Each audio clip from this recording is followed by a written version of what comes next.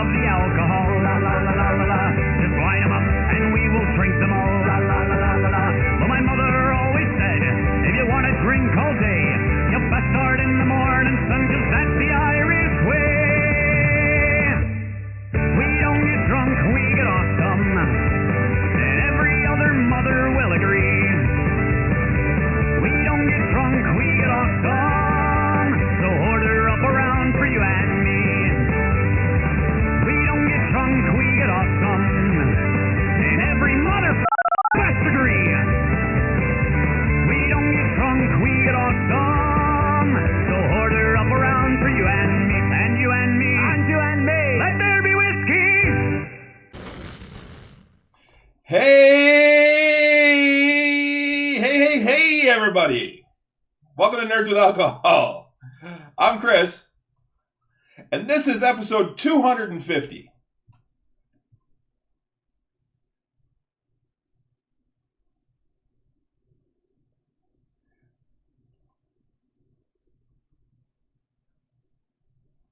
That will show up throughout the night. Yep.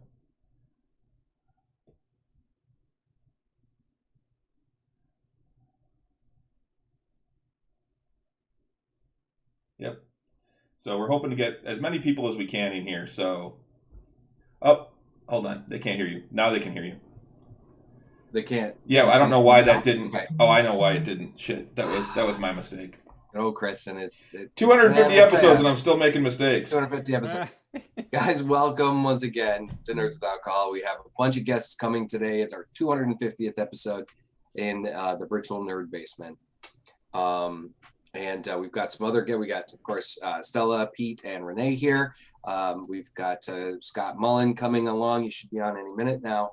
And possibly Sean Nicole and Dave Kish. We were trying to get a bunch of old guests that have been on. Stella, of course, here comes Scott. Here comes Scott. Oh, actually, I got to adjust the size here now because, let's see. Let me see here. Let's see. Headphones help. No, not that. Can help. Hello? Hello. Hello. Hey, Scotty. Hey, Scott. We don't see you yet.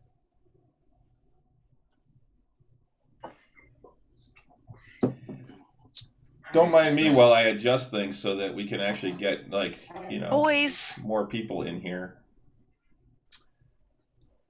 Is there a video issue that I need to? Is there something I need to do here? We can hear you fine, but you got to click on like start video or whatever it is. There should be an option on the. See, you can. Please start your cam. I've never seen that before. That's funny. Let's see. It's called Charm. There we go. Well, it looks like there's something there, which is really dark. I think that is. Is it reversed? I think it's reversed if you're on your phone. No, I've got the computer. Wow, it's just jumping all over the place. I'm trying to get things set up. Unfortunately, well, we're gonna have a weird video thing tonight. Oh, I know what's going on. Oh, there we go. I have a laptop and then I have another monitor that's better than my laptop. And then but the camera is on the laptop. So there we go. Holy man! I forget that it gets so much darker up here so much earlier. That's your? I can see a window. I can see daylight still. No, that's not daylight. Oh no! No, that can't be. Living room. It is dark as hell out here. Oh, is it? Yeah, dude, okay. they're farther. They're as far east or farther than we are.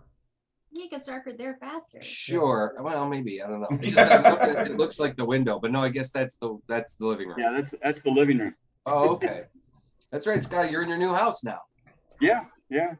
How long you been in there? About like 6 months now. Oh, a little more than that. I guess we moved in April. Yeah. Great. Yeah. We look forward to seeing it in person eventually. Yeah. We're looking forward to having you guys come up. Come down. We're hoping maybe after the first of the year. Cool. So this is not only our 250th episode, this is also our 5-year anniversary. It is. This is right about the time. It's as close as we can get. It's really later, a couple days later this week. But it's between now and next week. But I figured, what the hell? Why not just do both of them and go big in one episode? Yeah. So, so this is 250 and 5 years. I can't believe we've been doing this for 5 years. Me neither. We should be famous by now, Chris. What are we doing wrong? Well, we didn't start Twitch streaming until the 3.5 year mark. So True. We've only been doing the Twitch stream thing for about 1.5 years, and we're doing all right. I mean, we're not doing spectacular. We're not we're not raking in Critical Role money, but nobody's CD raking in likes Critical us. Role money except for Critical Role. CD likes us, Anti-Dawn likes us, Ghost Hand likes us. We got some people that come out and hang out with us. That's the important part. That is the important part. So we do have a lot of people here, so we should probably get right into it. How is everybody's week? Thanks, CD. CD. Hey! He just did a new chair. He gave us 250 bids. That's awesome. Thank you. Yeah, thanks. So, Pete, how was your week? How was your Halloween, man? I don't know if we have enough time to do everybody's how was your week. That's why we're going to do it real quick. Let's just say how was your Halloween? Halloween was great. We actually had Rich and his family over. My parents came over and we did trick-or-treating out here.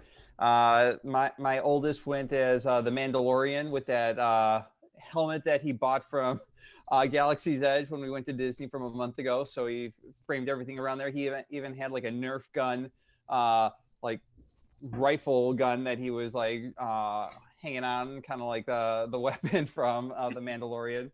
My youngest, he's absolutely obsessed with Jack Skellington from Nightmare Before Christmas. It's like his ultimate favorite movie, and his name is also Jackson or Jack. And he goes with that every single year. So, and I dressed up as like a Ravenclaw from Harry Potter. Of course you did. Yeah, and just kind of, it was pretty good weather. It was pretty good until like the last half an hour when it started drizzling a little bit. Yeah, exactly. But it was a really enjoyable night. Right on. Scotty, how was your Halloween? Honestly, my Halloween itself was pretty uneventful. I think we had one trick-or-treater. That was it. Yeah, I know, it was weird.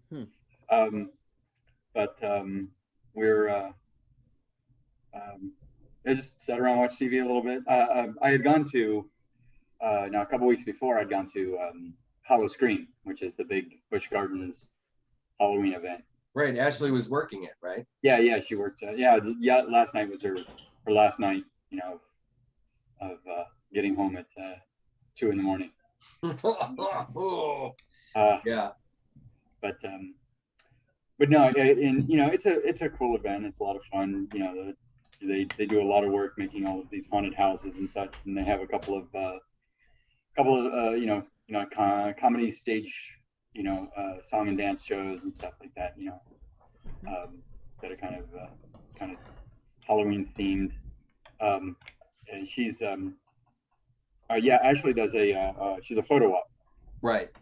So you can go get your pictures taken with the naughty nurses, and yeah, I love it. It's like the sexy, scary, like naughty nurses that she. Yeah, it's like a Fiends show, and the Fiends show is it's also modern music and dance and such, but they have Frankenstein and the Wolfman and Dr. Frankenstein and the Mummy, and they all come out and do these lip sync song and dance routines to modern songs and stuff. It's great. Do they do the Monster Mash?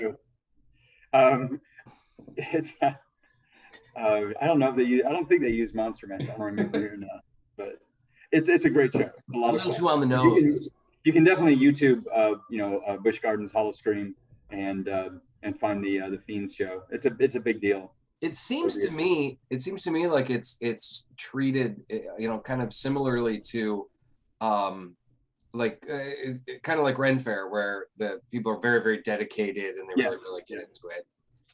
Yeah. So she does Ren Fair and she does the Hollow Scream, and there's quite a few people who do. Yeah. It did seem to me that there was when I was down in Florida, there seemed to be quite a bit of crossover and whatnot. Thankfully, they're not right next to each other. Yeah, that's true. Like we are here, and when unfortunately, I wasn't able to do much Halloween work this year because I've just been so busy at work. Yeah. But yeah, it's fun. It's a whole nother kind of scaring people. It's next level hilarious. I've done some Halloween shows in the past, a long time ago, and it is awesome. It is absolutely awesome. We are never more human than when we're scared. How about you, Renee? How was your Halloween? I curled, and today everything hurts and I'm dying. Okay. Well, first time on the ice since COVID, right? Since March of 2020, yeah. Wow. It doesn't help that I had kind of thrown out my back earlier in the day. Ooh. So that hurts way more now today. How's your shoulder went for curling? Shoulder was fine. Yeah, really? Shoulder held up totally fine. That's great. But yeah, all of like those like small little grace muscles in your legs, all the balance muscles. Yeah, I definitely feel curling. Feel curly. That's cool. Yep.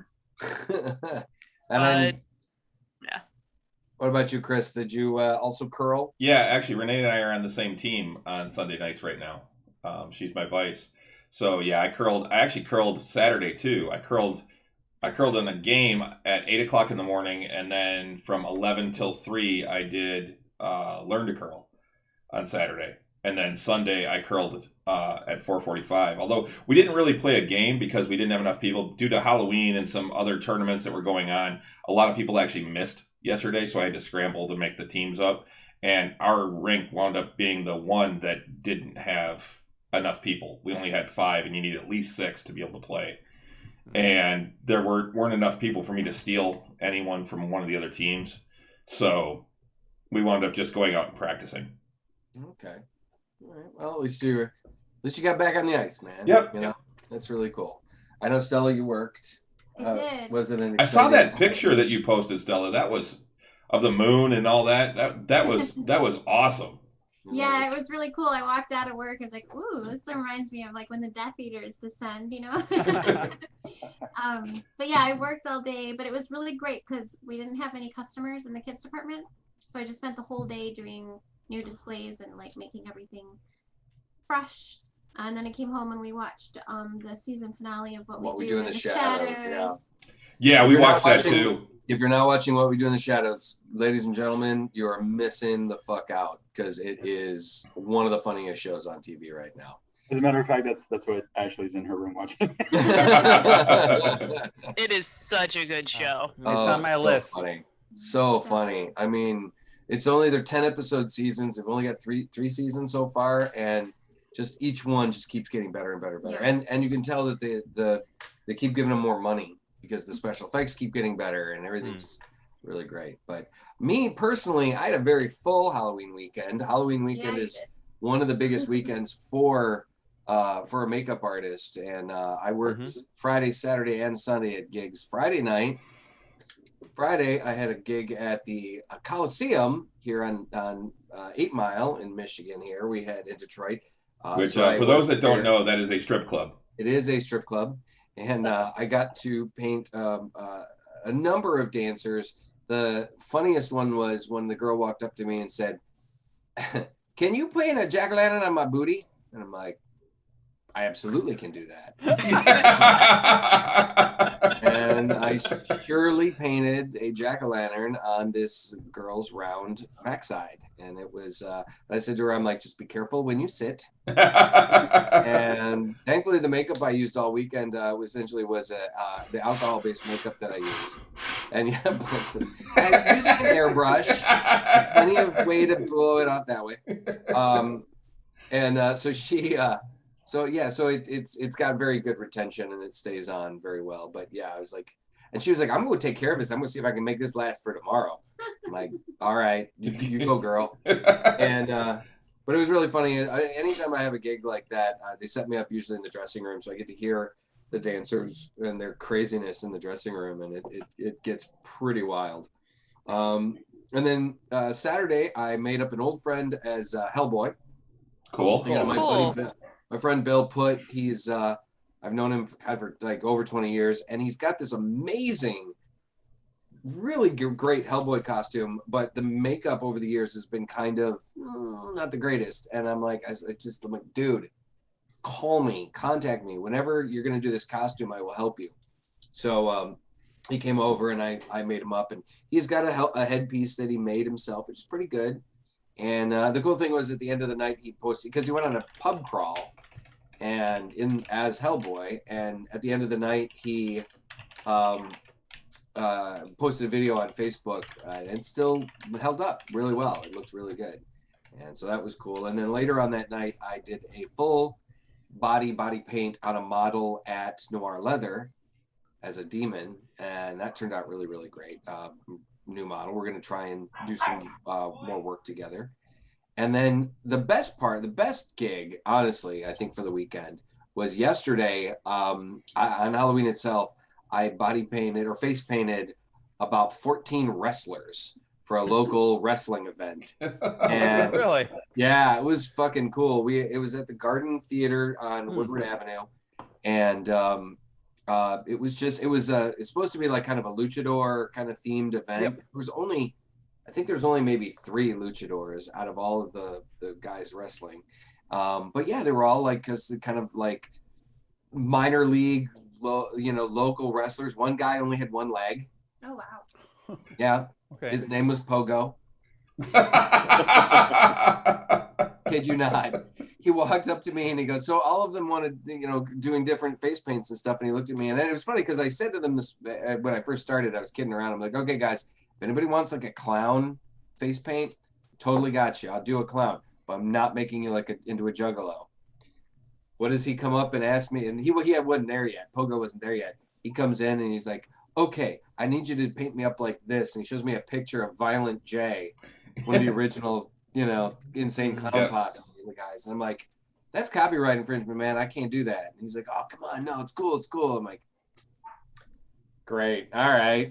So I painted him up. And it was so funny because he was really leaning into it because he had a mullet and one leg. And it was hilarious. And, but yeah, it was a good time. And I had one dude that wanted to look kind of a semi Spider-Man kind of themed kind of thing because he was all red and black. And I'm like, yeah. But yeah, and I hadn't been to a wrestling event since I was a kid. So kind of I did sit and like watch some of the couple of the matches, and I was like, this is fun. I remember liking, wrestling and stuff when I was a kid and as a younger adult. And I was like, I can see why people are still, getting it, particularly going to the match and hearing them hit the floor and at first, it's very theatrical. Yeah, it is.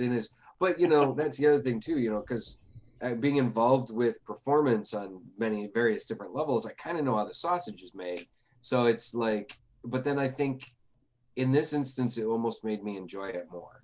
Yeah, I didn't wrestling's real, man. Wrestling. It's real. I didn't learn how to appreciate wrestling until I started doing acro. I'm like, wow, this is a very elaborate acro routine, and Right. all of that shit is hard. Those lifts are hard. Yeah, that's actually what I was going to say. CD is wrestling is real. It's not real. It's real, but it's stunts. It's not Yeah. real. They're not really beating each other up. They're Right? Yeah. You can still get hurt though. you can get hurt, yeah, because it is stunts, but it's not like they're not like beating the shit out of each other like it looks like.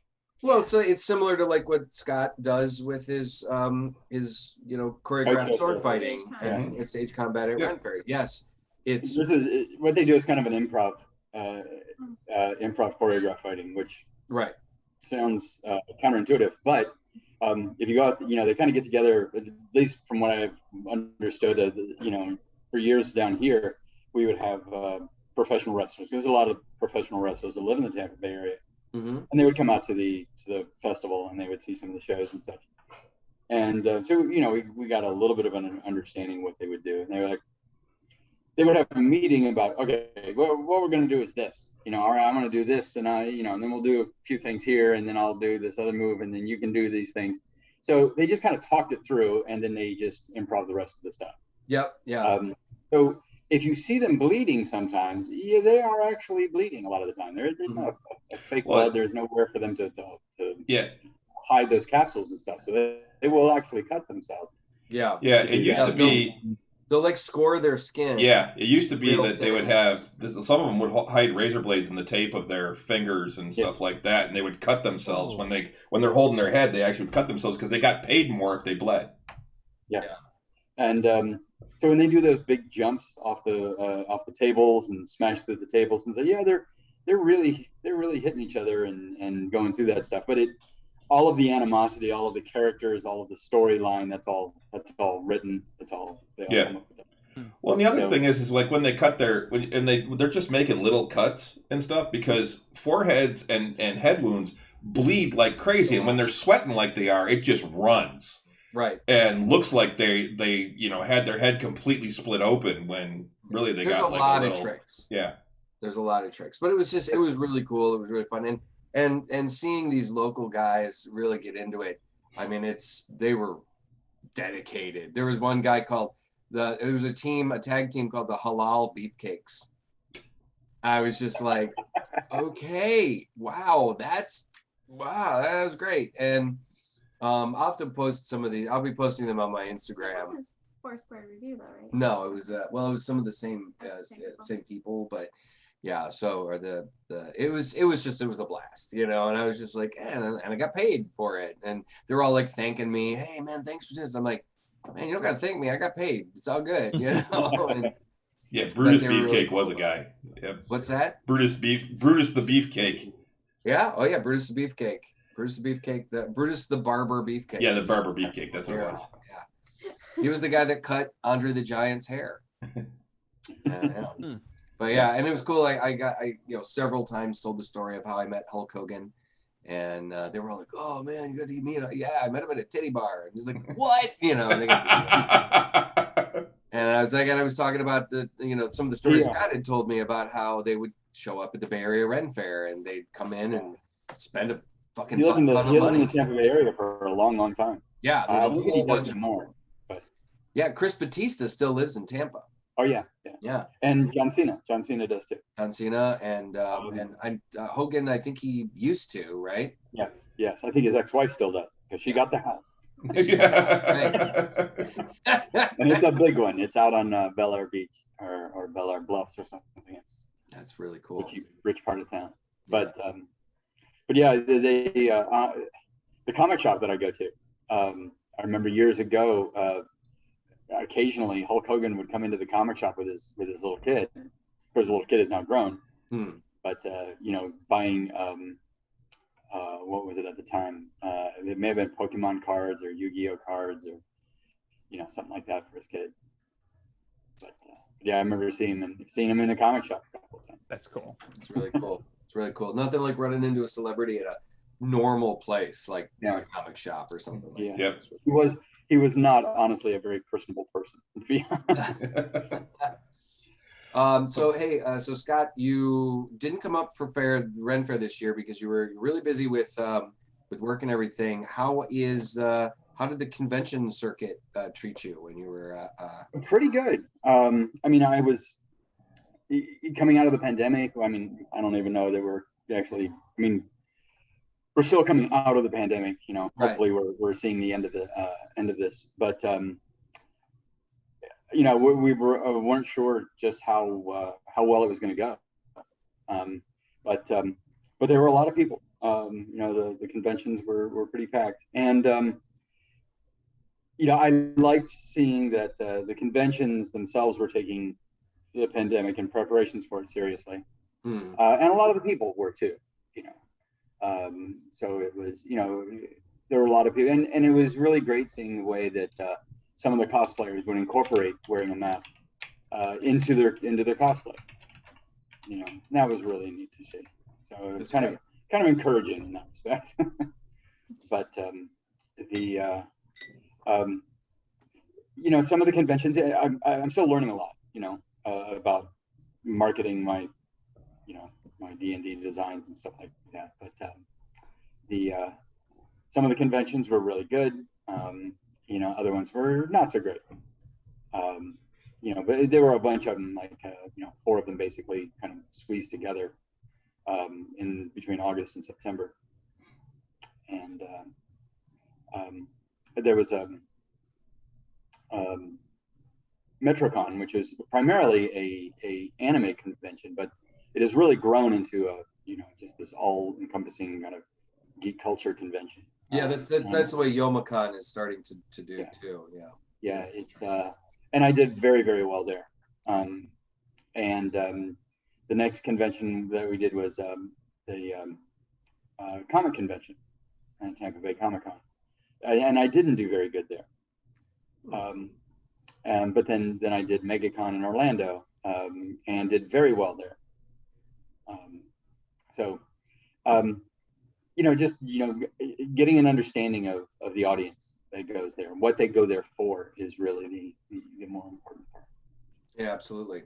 Well, that's cool. I'm glad I'm glad at least profitable then for the most part. I mean, yeah, it was profitable. I don't know that I can make a living just doing conventions.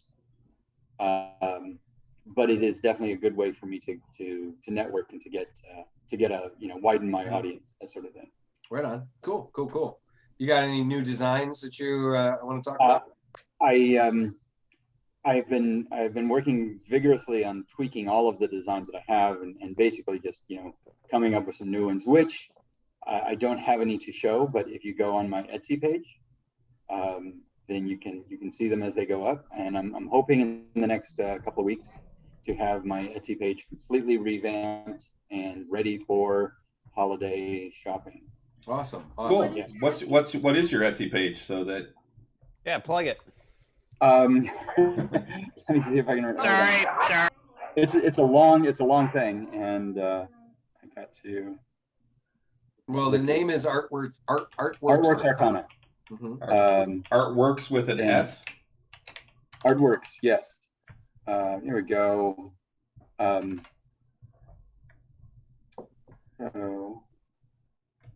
So it's really long. You need a bit. Yeah. It's www.etsy.com/shop /Artworks Arcana, all one word, because Etsy doesn't like breaks in the name. Yeah. You should be able to find it. We'll have to see about putting a link up on their Facebook page. Oh yeah, that would be great. And on the Twitch. So yeah, I've been working really hard on that, and tweaking the designs, getting them a little bit better. I'm finding, shopping around and finding a better printer to print the shirts and that sort of thing. And that is honestly what has driven a lot of the retweaking, because it's like, I can put all of this stuff on Etsy through this other printer, but I need to reformat the designs. Okay, so it'll behoove me to do this, and it's been, but it's coming out good. It's been a long haul, but that's it's coming out great. good. So yeah. Great. Well, you were definitely missed up here this year. Yes, you were. I really missed being up there. I'll be honest. Good. We definitely missed you. And I'm working. I'm going to be working really hard to make sure that that doesn't happen again. So Good. I'll be up next year. You always have a place to crash here. So yeah, I'm looking at your stuff right now. I just pulled up the Etsy. So. Oh, okay, great. So yeah, and I've got some new products in there. I got new coffee mugs. I've got embroidered bomber jackets. Ooh. Oh, wow. Yeah, they're expensive, but they're really nice. Yeah, we got to start doing some stuff. Now that we have a logo, we can actually start doing some merch too. See that little dig? See that dig? There's a little dig there. That wasn't a dig. Finally, we got one now. No, you threw in that finally. Yeah. I love the yeet for initiative. Yeah, yeet for initiative. All right, so I made her deal. Every time that somebody mentions that design, I give her credit. That was actually Ashley's idea. So she said, you should do a shirt that says "Yeet for Initiative." And I'm like, really? And yeah, it's everybody's like, oh yeah, I really like that one. And we sold out of it at the conventions and stuff. I'm like, all right, she's right. Looks like Rich, She's got one of those D20s. She's got one of those D20s that instead of a 20, it says yeet. Mm-hmm. I instead of the one, love it says fuck. I love the dragon coffee mugs too. Yeah. Yeah. Yeah. So yeah, Thank you. definitely, guys, go check it out. Artworks Arcana. If you go to Etsy and just search for it, put it all together as one word, you'll find it. Yeah. And Scott's wearing one of the shirts right now. I always wear. Yeah. He's wearing his wizard. Russ wore the paladin at our last game. I always either wear my chaotic good or my paladin at our Twitch games. So Scott has one for pretty much every one of the classes and all of the alignments. Yep. And they're just really fantastic. Actually, the bomber jackets aren't that expensive considering. Oh, they ain't bad.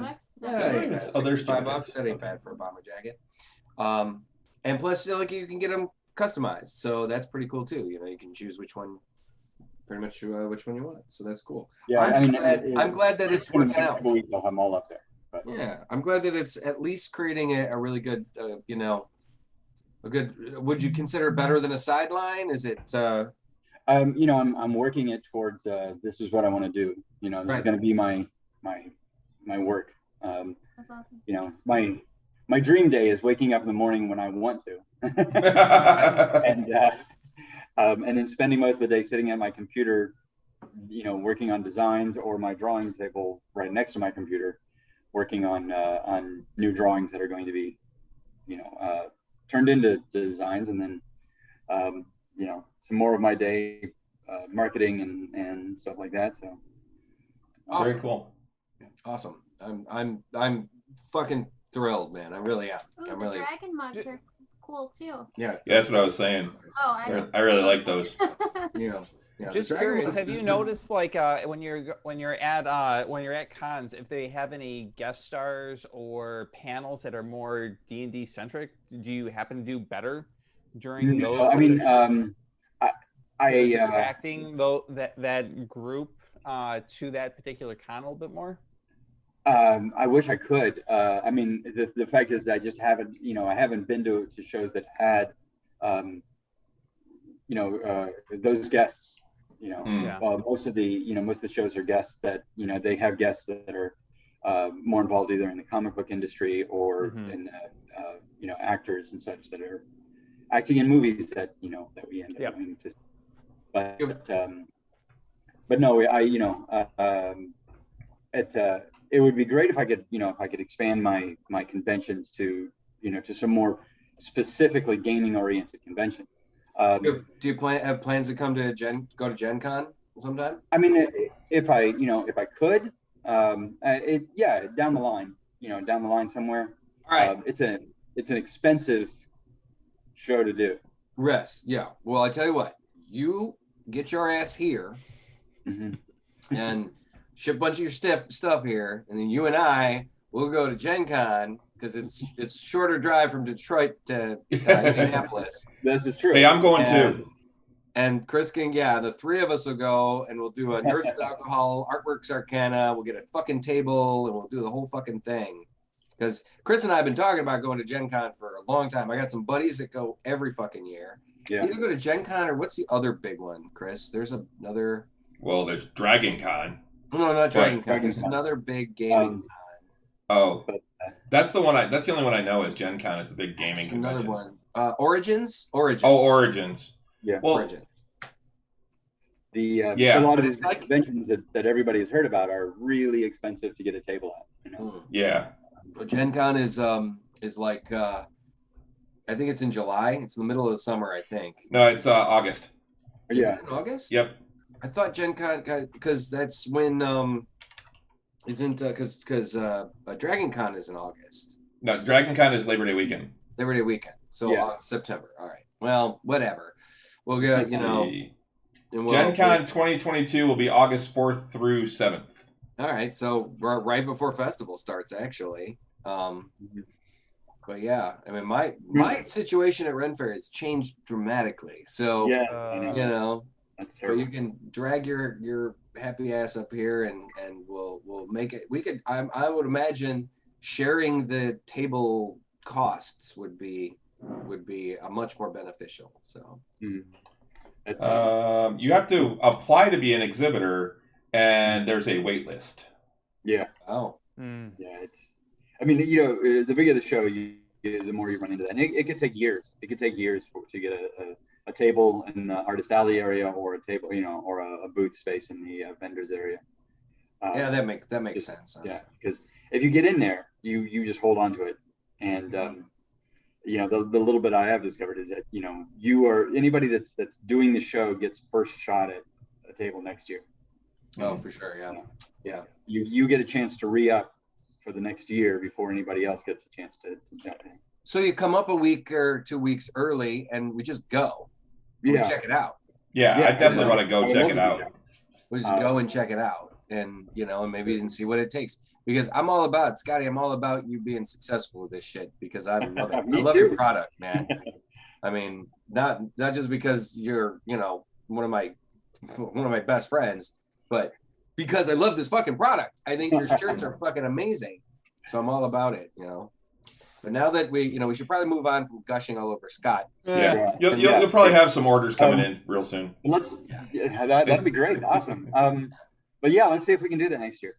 Cool. That sounds good. So, book it. One of the things I would like to do before we move on, but one of the things I wanted to do near the beginning of the show, and we're 40 minutes in now, but was I wanted to say a huge thank you to everyone who supported us since the very beginning of this, particularly Renee, who has been so amazingly supportive in helping me get gear and buying stuff for me for birthdays and Yule and things like that. And just being behind, like that mic, like the mic I've got That's here. That's your first mic. Yeah. But all the stuff, a lot of the stuff that I've gotten has been because of her. I just thank you, honey. Thank you for being so supportive, and thank you, Stella, for being so supportive and not killing Russ and. She's had plenty of opportunity. And also for being our very first guest. Thank you for having me as your first guest. Stella was our first guest. She was when we decided to do a show that was very Harry Potter oriented. Well, see, Russ knew that if you did a Harry Potter show without me, I would kill him. So. Yes. And then we weren't doing video at that point. We were just doing audio. So it was only like episode 6 or 7, something like that. Brought the stuff over to the house over here, and we did it here. And I don't even know why. I think we were just like testing how mobile we were going to be. Yeah, I think so. That was part of it. And it was easier because you guys were working and I was getting off earlier or something like that. I think that might have been part of it. Yeah.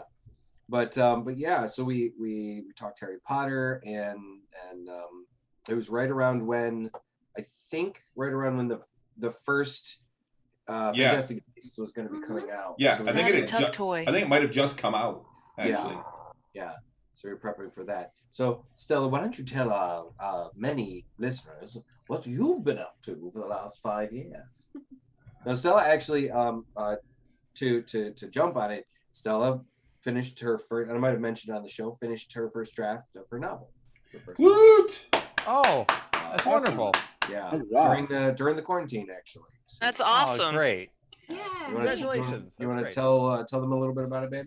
Yeah. So, I started grad school over quarantine also. And I'm very lucky to be in a program that you don't have a dissertation, you have a final project. So my novel is my final project. So I get to write as homework, which is the best. Well, also I'm a writing major, so I have to write, but the book is basically my whole experience in school is making it better, which is amazing. So it's basically like getting a degree to write a book. So it was originally based on the Mexican legend of La Llorona, the spirit who drowns children and unfaithful men and other people in her quest to find her own dead children that she killed. But now it's growing into its own thing. And I've had a lot of guidance because as a white person writing about a Mexican legend, it's been very tricky. Politically right now, it's not a good time to really be writing this. Even though my stepdad was Mexican, so I have at least a little bit of, street cred. A little connection to the culture. Not much. But it's still some connection to the culture. Yeah, exactly. But I'm lucky I have students and professors and guest artists who've come in who've all been Mexican, who've helped me figure a lot of stuff out and how to handle it in the best way possible. She's been learning Spanish. Yeah, un poco. But so the book is about a white piano prodigy who is a recovering alcoholic who moves to Texas to be with his family because he needs to get his life back together, and he's finally kind of getting over all his. Oh, they locked up. Oh no. You guys locked up for a second. Oh. All right. Where did it leave off? Recovering alcoholic moved to Texas. Okay, so he moves to Texas to be with his family to kind of recover from drug addiction and alcoholism. But while he's there, strange ghostly things start to happen, and he learns about the legend of La Llorona because his sister-in-law is Mexican. But he doesn't know if he's actually seeing spirits, if there's these supernatural things happening, or if he's starting to inherit his father's mental illness that his father committed suicide over. So is it ghosts or is he crazy? But also it's a love story. He falls in love with someone he shouldn't love, and there's a lot of there's death and darkness, and so anyways, I'm having a ton of fun reading it. I'm considering the first draft the zero draft, which is kind of a newer term that people are using now to symbolize like your first draft is so bad that it doesn't even deserve the first draft title. But now I'm working on like refining that and making it into a full first draft, and that's going to be the master's project, is a good first draft. So yeah, thanks for asking. That's what I've been up to. Oh, that's really cool. Thanks. Yes. That's awesome. I'm very proud of her. It's a hell of an accomplishment. She won't let me read it, but you know, it's a hell of an accomplishment. Hey, so during that story, which thank you, Stella, Rich and CD both just resubscribed. So hey, right on. We got our more subscribers again. Thanks again, guys. Thanks for resubscribing. I mean, Rich was our second subscriber, I think, and first, and CD was our first. So yep. Thanks again, guys. Yes, we did become affiliates just recently, and we now have the ability for people to subscribe to our show. So yes, and that helps us out. Like we said, anything that we get from subscriptions, it's going to go right back into the show. So right back into the show. Yeah, we're gonna get better equipment, better stuff, more minis for the Tavern Night show, things like that. More minis, and we are, you know, particularly when I'm sure once I'm done with the craziness of this month, because I have 23 days till Thanksgiving. Yeah. I will be adding more content to the thank you. I'll be adding more content to the show, and I'm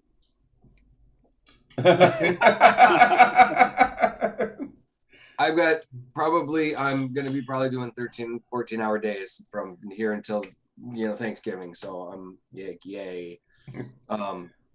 But yeah, we've got plans. Chris and I do have plans to add more content and do more stuff and put. Yeah, I gotta come over and teach you how to use Streamlabs and stuff. Yeah, he needs to teach me how to teach Stella how to do it too. So. Yes. So yeah, she can do something. Stream? You want to stream something? I'll stream something. Okay, she can Twitch stream.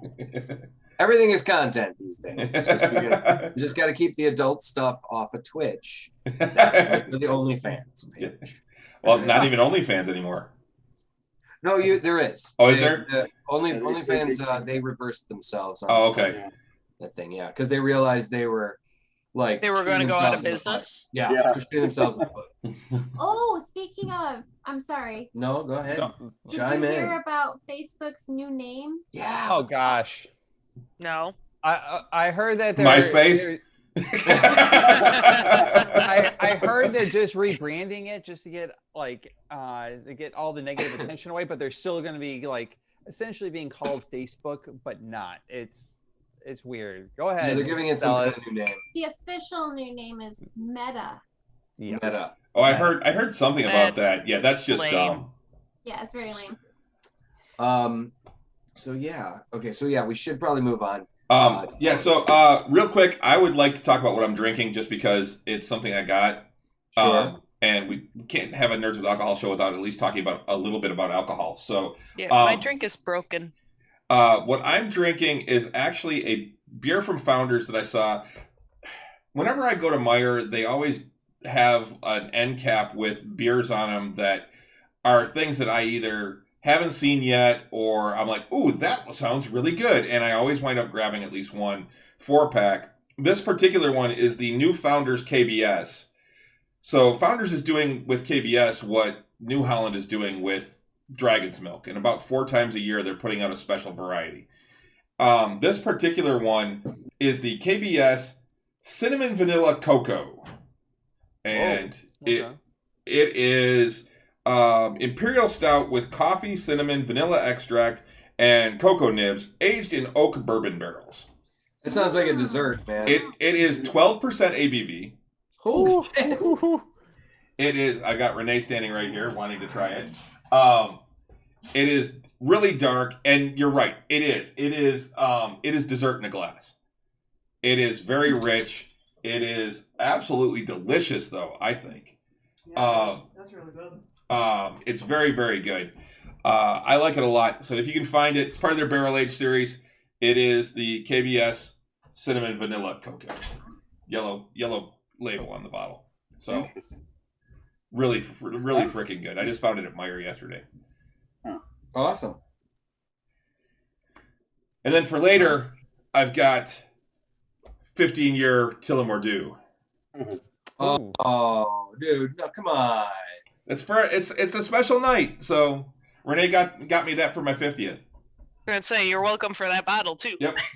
15-year. Renee is an amazing wife. Tullamore Dew was the tried. first kind of whiskey that I ever kind of was introduced to and went, I kind of like this. And people used to pass it around in flasks at festival. Here, Russ, have some Tullys. Well, don't mind if I do. Thank you very much. Yeah, I love Tullamore Dew. Yeah, rarely did I indulge, but every once in a while. It was actually one of the last whiskeys that I actually, it was one of, I didn't try until much later in life. I had Jameson's and stuff, but I actually didn't have Tullamore Dew until right around the time that my mom passed away.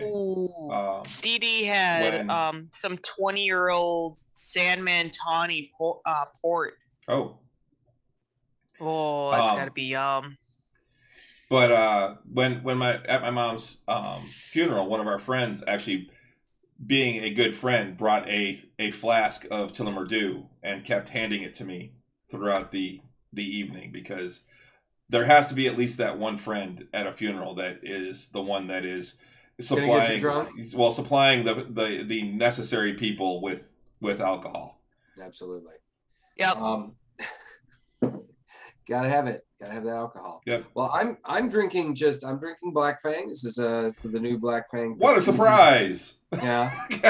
Tis the season. It is the season. And I was like, I was at the bottle shop. I didn't see anything jump out at me. I was like, I've tried that. I've tried that. I've tried this. I've tried that. But that doesn't sound good. I'm not going to drink that. I'm not buying a 6-pack of shit I know I'm going to hate.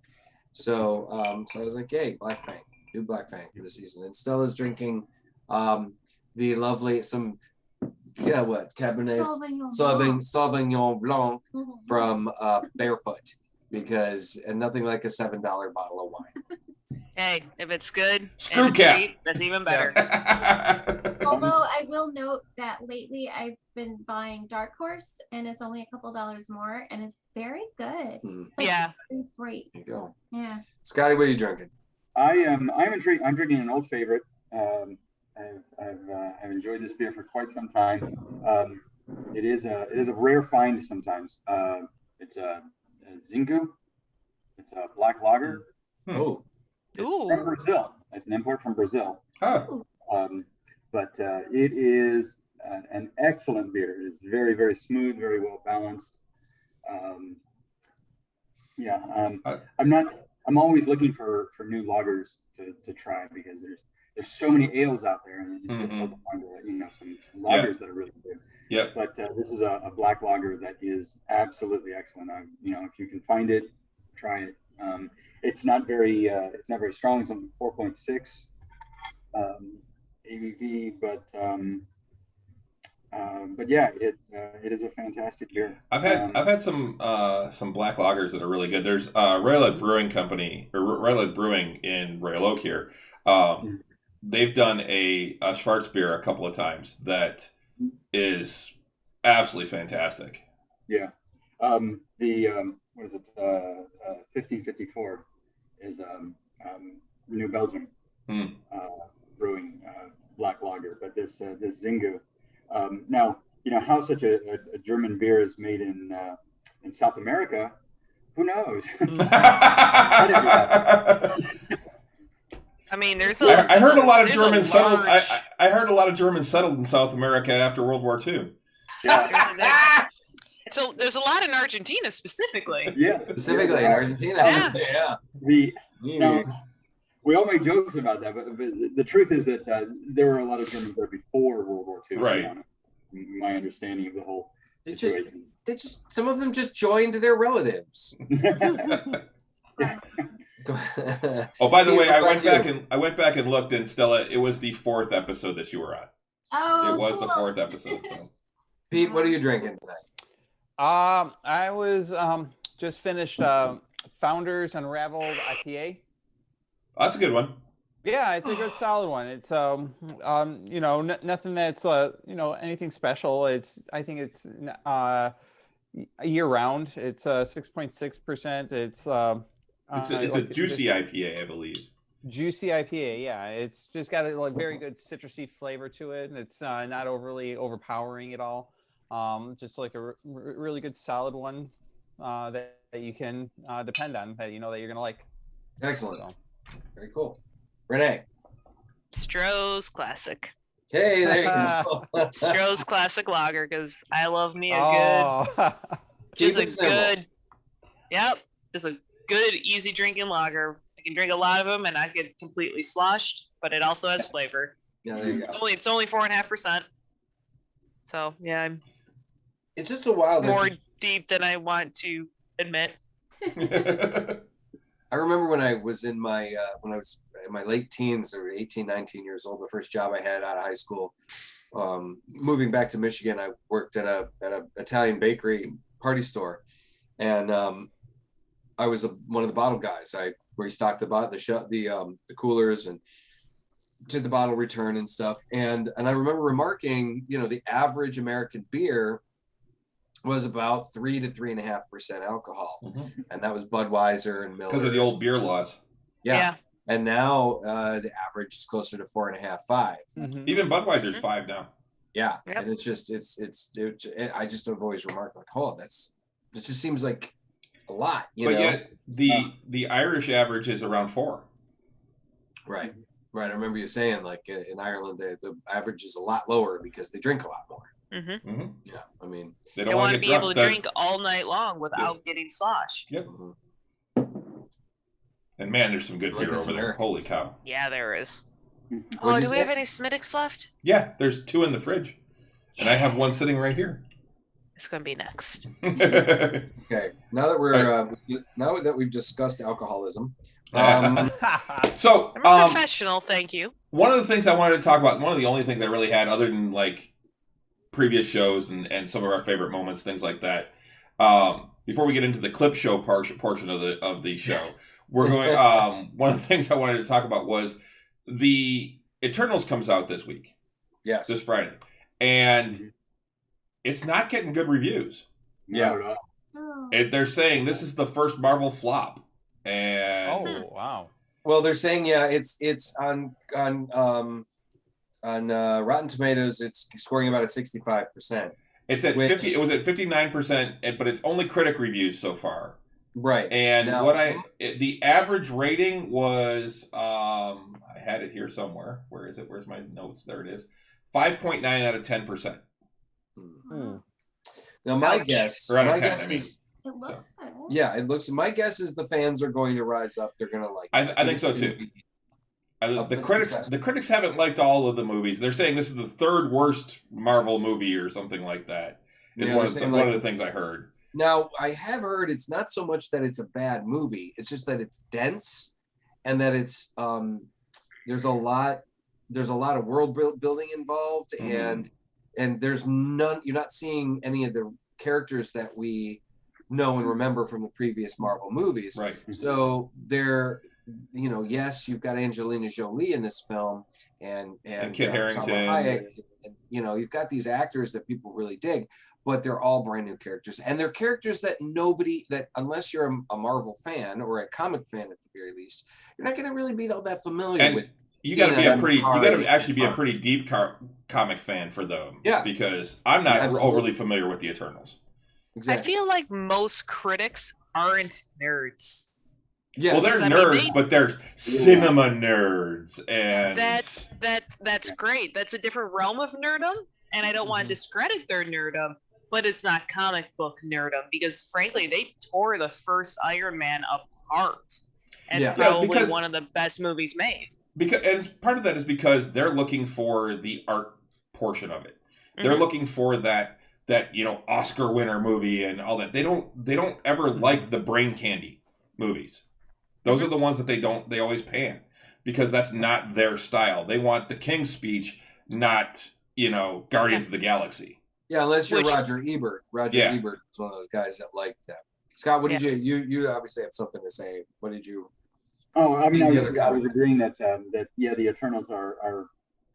I mean, that's a deep dive as far as knowing who they are, and the fact that they aren't connected to the other characters. I mean, not only are these characters that nobody's ever seen before, but I mean, every one of the Marvel movies at one point had characters in it that nobody's ever seen before.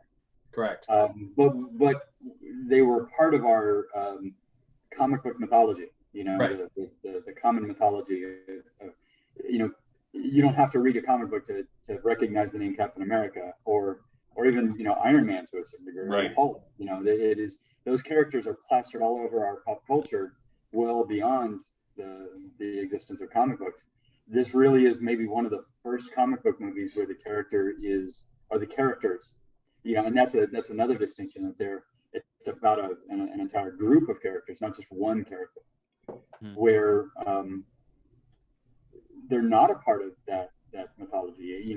People walking down the street, the Eternals have never been plastered all over our pop culture. Right, and that along with that, I would say it's a lot like Guardians of the Galaxy. That was the same thing. Everyone was like, "Who the fuck are the Guardians of the Galaxy?" And yet it became, and it to this day is considered one of the most rewatchable Marvel movies that they've made.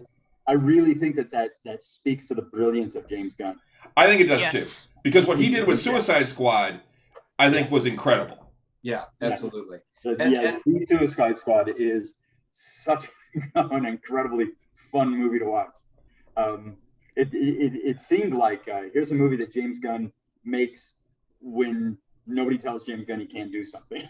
Right. Yeah, exactly. Yeah. But yeah, so James Gunn really jumped on the fact that nobody knows who these people are. Nobody knows these characters, and he made it so that now everybody knows who these characters are. Yeah, and the difference between Guardians and Eternals, though, is at least in the comic books, we had seen the Guardians of the Galaxy comic books had been a little more well-known, a little more popular at the time. Rocket and Groot and some of these other characters had at least been popular in the comic books.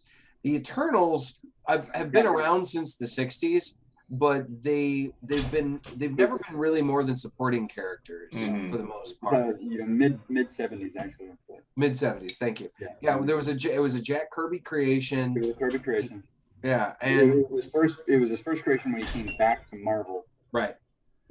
And they're meant to be analogs to the Greek and Roman gods. They were aliens that masqueraded as the gods, even though they had established that the gods existed in Marvel Universe, but these guys kind of filled in for the gods sometimes, and they actually were also the same race as Thanos, and so I think they've separated Thanos away from him or from the Eternals, but he's going to come up in the movie because he does come up. Yeah, because they have to explain where the fuck were these gods Yeah, when Thanos was running around with the fucking Infinity Gauntlet. Right, exactly. Which I like that they actually wound up, because people were bitching so much, and they're like, where the fuck were they during while Thanos was running around, blah, blah, blah. And you heard that so much that they actually put it into the preview where they said, answered it right. They answered it in the second preview, because they're like, okay, we have to put something out there or people aren't going to go see the movie. Yeah. So, but it overall, I mean, we plead the prime directive. Yeah. Exactly. Yeah, we were told not to. Somebody said no. And so so anyway, so the Guardians at least had a little more comic book clout at the time, even though the Eternals have had this kind of long pedigree. And like I said, they've always been like a supporting character. Cersei was a member of the Avengers for a while, and for quite a while. Gilgamesh showed up here and there. Makari, Akaris, some of these other characters, they would show up in like a Thor comic or and they had their own comics here and there, but they were never long running. You know what's funny is Guardians is actually older than Eternals. Yeah, I believe they are. The original ones were. So I felt that this was probably not the smartest move to make. It was to do an Eternals film before, say, I don't know, Fantastic Four. Yeah. But they just got the rights back for Fantastic Four. This was in the plans long before they bought Fox. But how many times have they tried to redo Fantastic Four? Yeah. But Feige hasn't done it yet. Yeah, but it's still like a high risk. I mean, I would feel that rebooting it for the fourth time? I don't think that it's as high risk as all that, because I think putting them into the MCU is where they belong, and I think that the MCU and Feige, Favreau, the MCU, they've all proven that they can treat the characters correctly. I agree. And that their casting, honestly, has been spot on in just about every casting that they've done.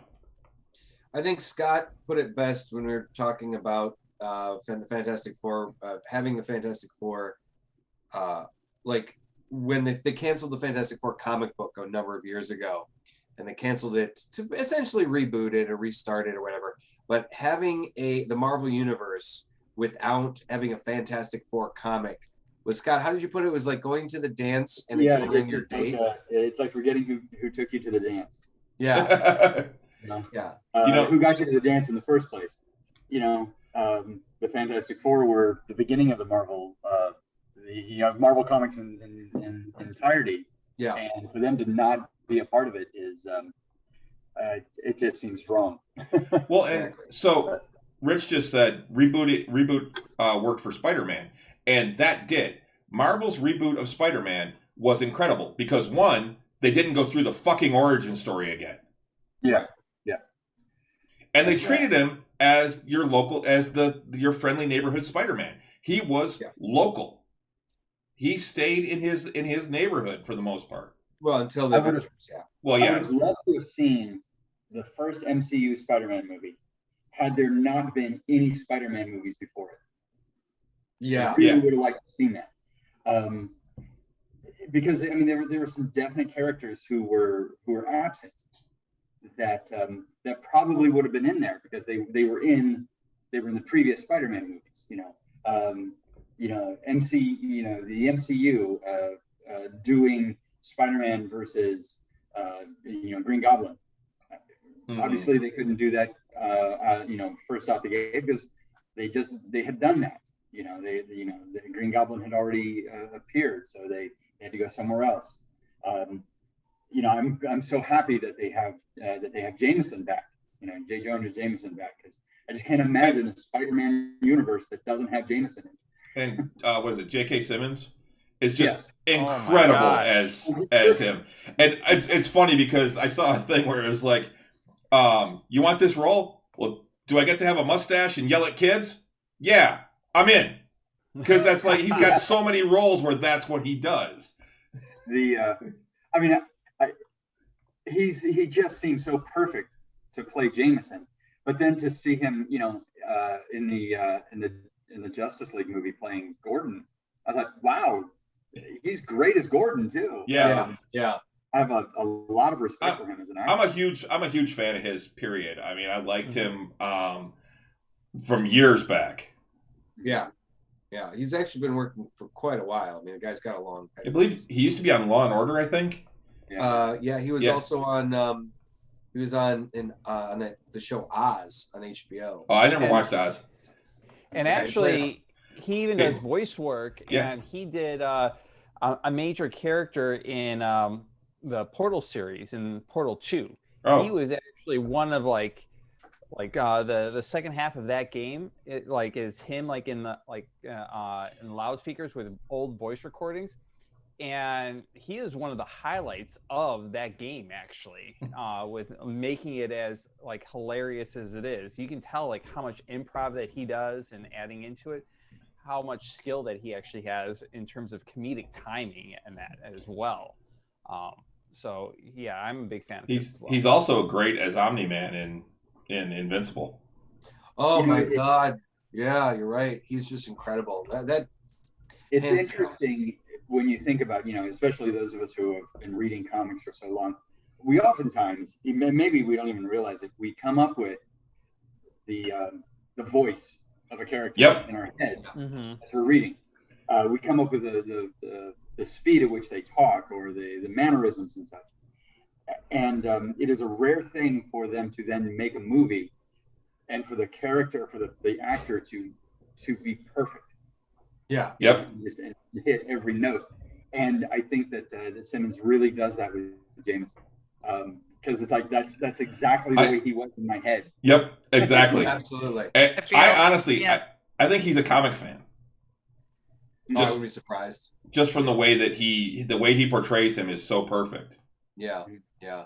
I'm sorry, Renee. What was that? I talked over you. I was going to say another actor who falls in that category of just perfect casting was my personal opinion was Patrick Stewart as Xavier. Oh yeah. He was a fan favorite casting for years. Yeah. Long before they made the first X-Men film. Yeah. He was the favored person to play Professor Xavier. Yeah. When my friends and I used to make up our dream cast of the X-Men, it was the Claremont X-Men that we always worked on, but there was never any. The one universal was Patrick Stewart as Professor X. Absolutely. And I got to say, James McAvoy did a pretty good job playing a younger Professor X. I don't like to talk about those movies, man. Dude, I know. We can't get into that. It's going to be a whole argument. Grumpy old man. But I liked McAvoy's performance. I thought he was. I like him. We're taking you to the professor. Which one? Stewart or McAvoy? These timelines are so confusing. Yeah. In a very meta sense, that was very appropriate for the X-Men to have, multiple timelines and realities and stuff like that. As many times as they went through those kinds of storylines with the Age of Apocalypse and House of M and all of these various storylines that were all, in this universe. Days of Future Past and all the different times. Yeah, for sure. I mean, and of course, Deadpool taking the piss on all of it and shit. It's so good. I'm very much looking forward to when they finally make a third one. I am too. And the third Deadpool movie will be officially part of the Marvel canon. Yeah. So. Yep. I still love the idea that they should put Deadpool in the place of Stan Lee in all the future movies as the cameo. Just have him walk down the street, look at the camera, wave, and just keep walking or something like that. Oh my God, it was so good. Did you hear, actually, speaking of Marvel movies, they did announce that there is a new Hulk movie in pre-production, that they are working on it with Mark Ruffalo, and it's going to be Planet Hulk. It's going to be World War Hulk or Planet Hulk? Losing his shit. And, they did. For those of you guys who did not see or did see Shang-Chi, we do see Mark Ruffalo as Bruce Banner. He's got his arm in a sling, and he's not the Hulk. He's not in his Hulk form. And from what we had seen in Avengers, it was more or less permanent. He was supposedly permanent in Endgame, Mhm. but somehow I guess he's reverted back to Bruce Banner, and so they're saying that that's going to come into play in the She-Hulk movie or She-Hulk TV show, and that he is going to be on the show itself, and that and now they are prepping to make this, this new Planet Hulk film. And that's the thing, they've been talking like, we're not going to make a Hulk movie. The Hulk is just going to be in the Avengers movies. He's going to be like a supporting character. Universal, yeah. Right, the complication. And it was funny because I remember there was an interview that he was giving them. He was giving somebody, and it was him and the guy who plays Rhodey now. Don Cheadle. Don Cheadle. And they were kidding with the interviewer saying, well, apparently Universal doesn't like to make money. So, because they couldn't get an agreement or whatever, but apparently now they've settled on something, and so they're going to make this. They're working on a new Hulk movie, and I'm personally jazzed. I think I really enjoyed the previous Hulk movie. I thought Incredible Hulk was actually quite good. Yeah, particularly compared to the previous one. Yeah, the Hulk. Just Hulk. Yeah. So and from the storyline that they're hinting at, particularly if they call it Planet Hulk, it could be mind-boggling. I mean, it could be really huge. So, really looking forward to it. Yeah. Now, the other thing I'm really looking forward to is Hawkeye. The more I see of the previews and stuff like that, I'm really looking forward to that. I think that's going to be a blast.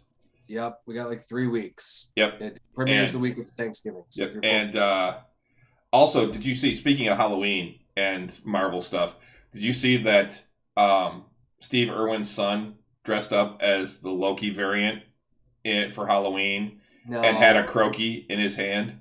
That's awesome. That was an actual crocodile. That was an actual crocodile awesome. with the horn helmet on. God love that kid. They said he won Halloween. That was the thing. Steve Irwin's son wins Halloween. His name's Robert, by the way. Okay, Robert. Thank you for that. I didn't know. I just saw it. In the thing I saw, it actually just said Steve Irwin's son. I didn't know. Was it a crocodile or was it an alligator? I didn't see the picture. Yeah. I believe it's a crocodile. Okay. Yeah, no, it's It's an alligator in the comic. Yeah. In the show, it was an alligator.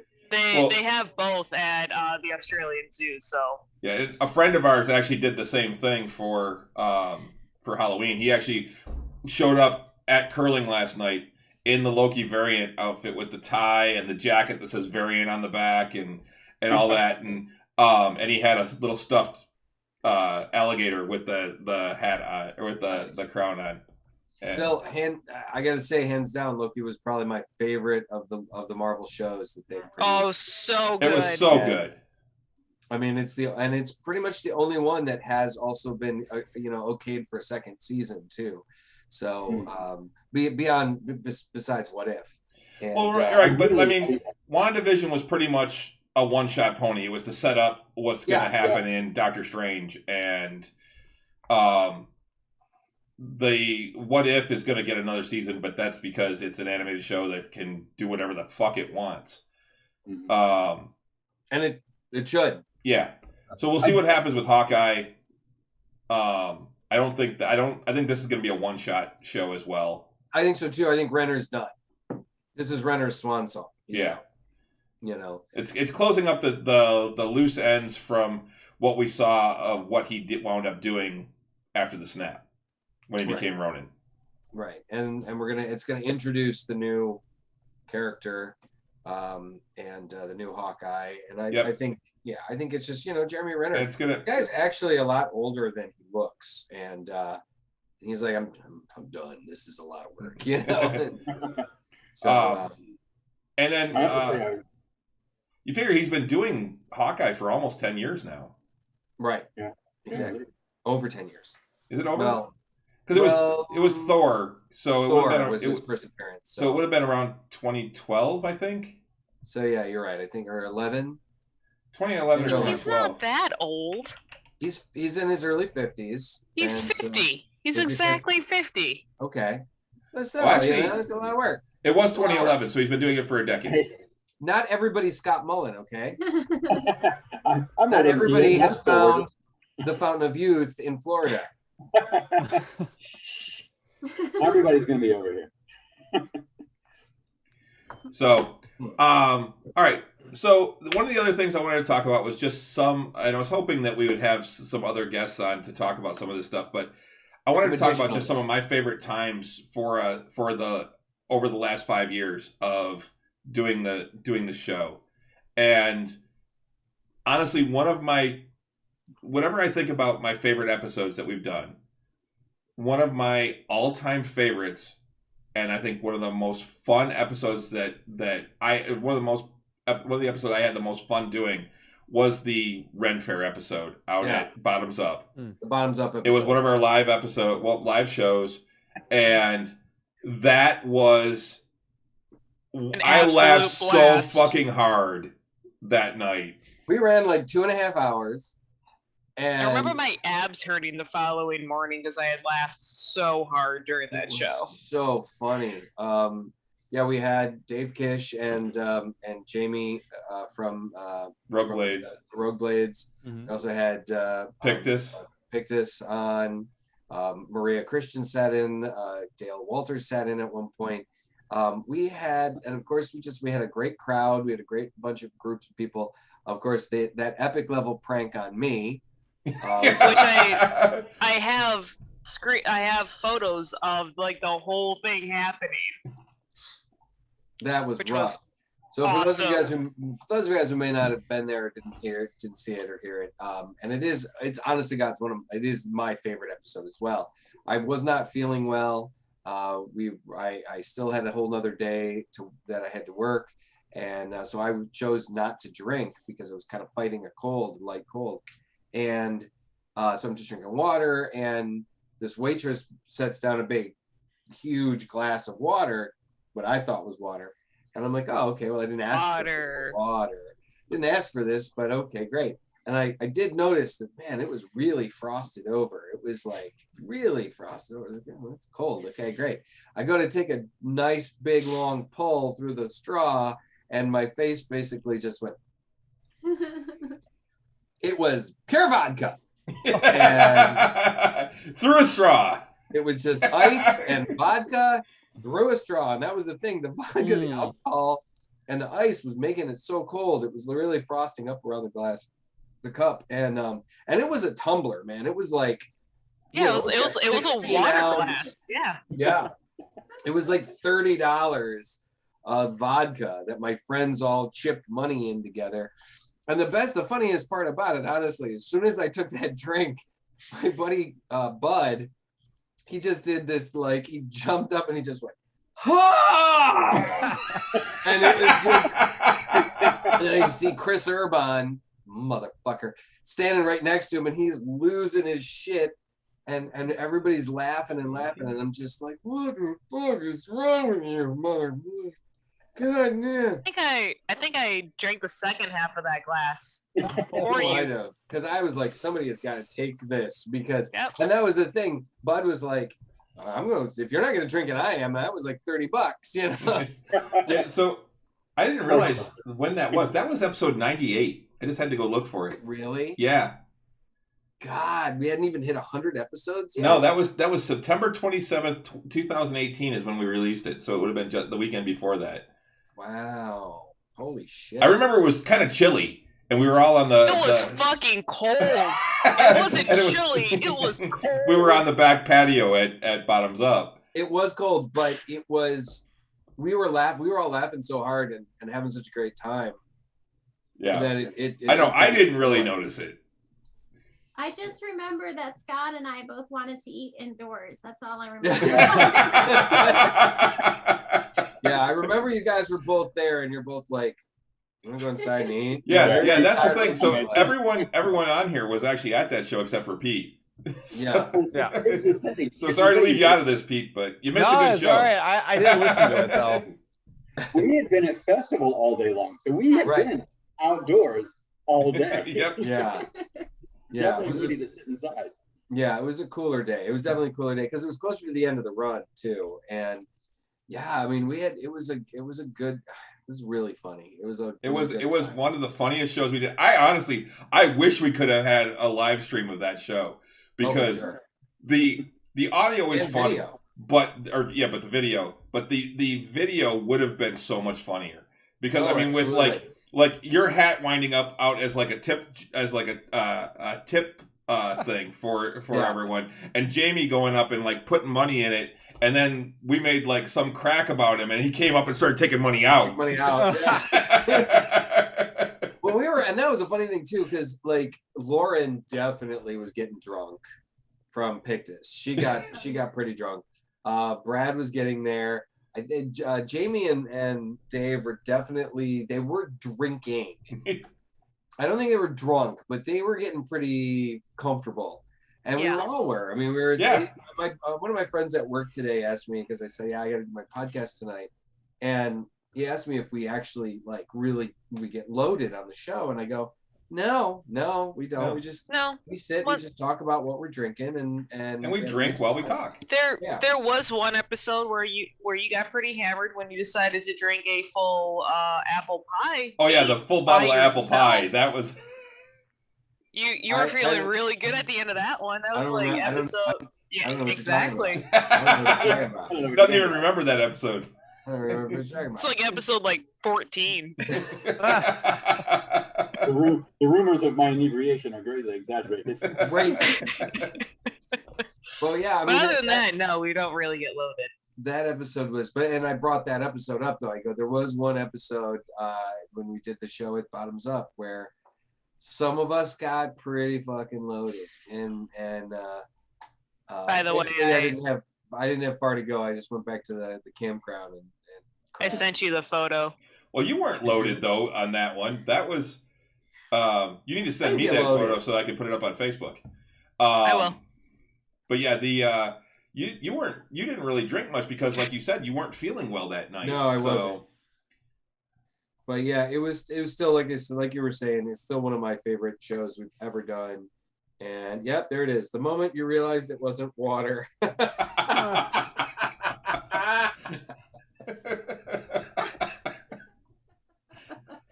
Holy shit, that's so funny. That would be very surprising if you're going in expecting water and you get a mouthful of vodka. With a vodka. Yep. Ooh. Yeah.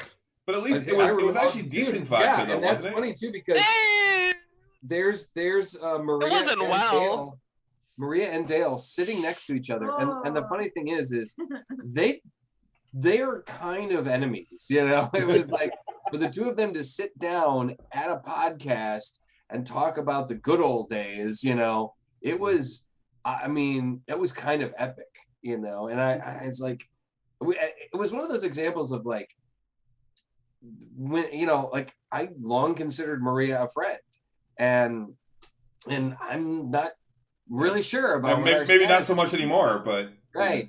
And so when she did that, I was like, hey, that's really cool. Come and sit down and have it, you know, and enjoy the show. And then Dale sat down too, and I was like, oh, this could get ugly. Well, Maria was actually really funny on that show. Maria was great. Yeah, we had a great time. Yeah. But yeah, overall, that show was, by far, I think that was my favorite. That's definitely my favorite live show that we've done. And overall, it may be my favorite show that we've done. Just because of the pure entertainment value that it had. Was it your 100th show that you did at Rob with Paulie? We did 91 at Ferndale Palooza. We did 98 at Murph. We did, I don't remember which one we did. I think 100. Rob. Was it 100 or 150? Yeah, 100 was live at Royal Oak Brewery. So over 10 episodes, we did 3 live episodes. Wow. Yeah. So yeah, I mean, CD says I'm downloading these. Oh, dude, it was great. It was really great, and it was. I mean, it was really great too, considering that, for particularly for people that are big fans of Ren Fair and people that are big fans of the Michigan Ren Fair, because there were a lot of inside jokes, but yeah.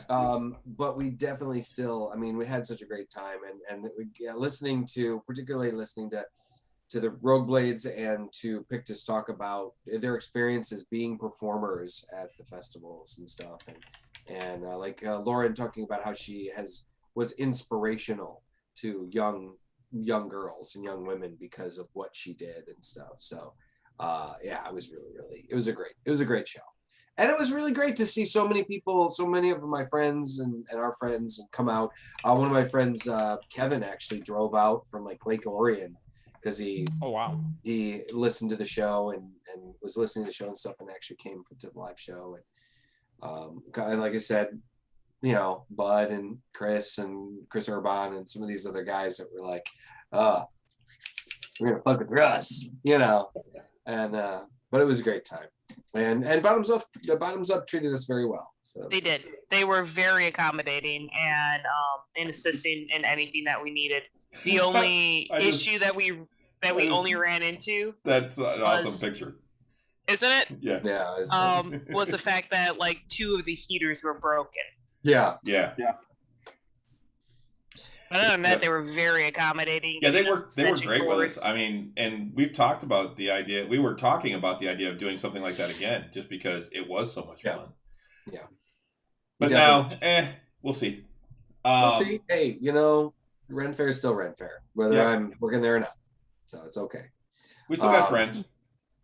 What's that? We still got friends that haven't been run out yet. We got friends. We're good. Still connected. But yeah. Overall, I mean, other than that, though, I mean, I don't know if there's any episodes that truly stand out to me. I mean, is there any that? Well, we've had a lot of really great episodes. We have. I personally really like the one where it was out the first time Alexander was on, because essentially Alexander and Russ got into a who knows more about Robin debate. Which was awesome. And she was on par. She was good. She knows her shit when it comes to Robin. Yeah. Like trivia. Scotty, you wouldn't believe this. I mean, she knows her shit. Robin is her character. That is, she knows every Robin and I think a lot about that all of them. episode still holds like most downloaded episode. Really? It may have. Yeah, it was for a long time. That was one of the most downloaded episodes. Yeah. Alexander has a really great voice to listen to on top of it. So speaking of Robin, I'm going to tell a little story. I'm going to tell a little story about Stella here. So it was the beginning of, we first started dating, and we're driving down to the big fireworks show here in Detroit. And because the parade company is one of the people that puts it on, I had special tickets and we had special seating and all this other stuff. It was our Second date. And we're driving down, and we brought up the subject of names and about people's names and stuff, and I was always wondering about how you get the shortened version of Richard is Dick, and and I said, you don't hear too many people named Dick anymore. And I mentioned, well, even in literature, like, Dick Grayson is the only Dick that I can think of as a character that's still referred to as such. And she was like, well, who's that? And I'm like, okay, well, Stella's not a comic book fan. She doesn't necessarily know that Dick Grayson was the very first Robin. That was his real name, or that is his real name. And she goes, and she was like, oh, and there's been more than one. And I'm like, yeah. And I'm like, there's been multiple Robins. There's been, there was Jason Todd, there's Tim Drake, and there's Stephanie Brown, and there's been multiple Robins. And she says to me, I kid you not, and I almost turned the car around. Oh, yeah. When she said, they have real names? And I said, yeah, it's their secret identities. They're superheroes. They have real names. And she was like, oh. And I did. And you didn't you say to me, what's Batman's name? Yeah. And I was like, what? What? I almost turned the car around. I'm like, we can't do this. This is not going to work out. We can't be friends, let alone date. We can't even be friends, yeah. Because I mean, most Americans know that Batman's real name is Bruce Wayne. Well, you shouldn't have said that. You should have said, "Okay, Stella, who's Batman?" And then when I did look at her and I did go, and I think she was like, she knew that this was a moment. This was like a turning point. Oh. This was gonna be, and I looked at her and I go, Stella, what's Superman's real name? And she searched her mind. I could see it. I could see she was, holy shit, I gotta figure this out. Otherwise he's gonna kick me out of the car at 60 miles an hour. And she goes, oh God, Claire. No, there's no way I knew. No, you did. You did. There's a Clark Kent. Really? Yeah, I you knew knew it. I'm You so knew it. proud of myself. Yeah. What's his actual But real it name, took her a Stella? Do you know that? She had, I mean, I gave her a lot more time than I probably should have because she was I probably learned it on Seinfeld or something. probably. I think that might have been it. You know. So, She Stella, didn't know. I'm going to ask you now, do you know his Kryptonian name? Oh, come on. Why would you do I that? barely know that. I only know that because I follow Henry Cavill on Instagram and he named his dog that. You have heard me I have refer heard to it. him as his. Oh, it's on the tip of my tongue. I do know it. I've heard it. I can't think of it. What does it start with? I failed. Give her a clue. I have failed. Yeah, give me a clue. You have failed this podcast. It starts with a K. Crap, I do know it. Cal. I'm so disappointed. Cal. Just give it syllable. Just duplicate that second His syllable. dad's name is Jor-El. It's the House of L. Cal. It's Oh my God, Kal-El. you've said it so many times. It is I'm Kal-El. tired. Doesn't listen to me. Doesn't listen. No, his Kryptonian name is different. This is- from Earth 1 to Earth 2. One ear out the other. That's all right. Yep. This is an intrinsic problem in our relationship. But, Hey, you know wait a what? minute. When you're this is bombarding real her problem. with No so idea. many, Who so knows much that? information, I talked about it you all can get summer. lost. No, you didn't. Yeah, I did. Not to me. You were in the room. Nuh-uh. Uh-huh. Was I listening? See what you guys did Oh, down obviously there? not. See what All right, we're the doing rest of the podcast will just in be real Russ time? and Stella arguing over her. You had to ask that question, Chris.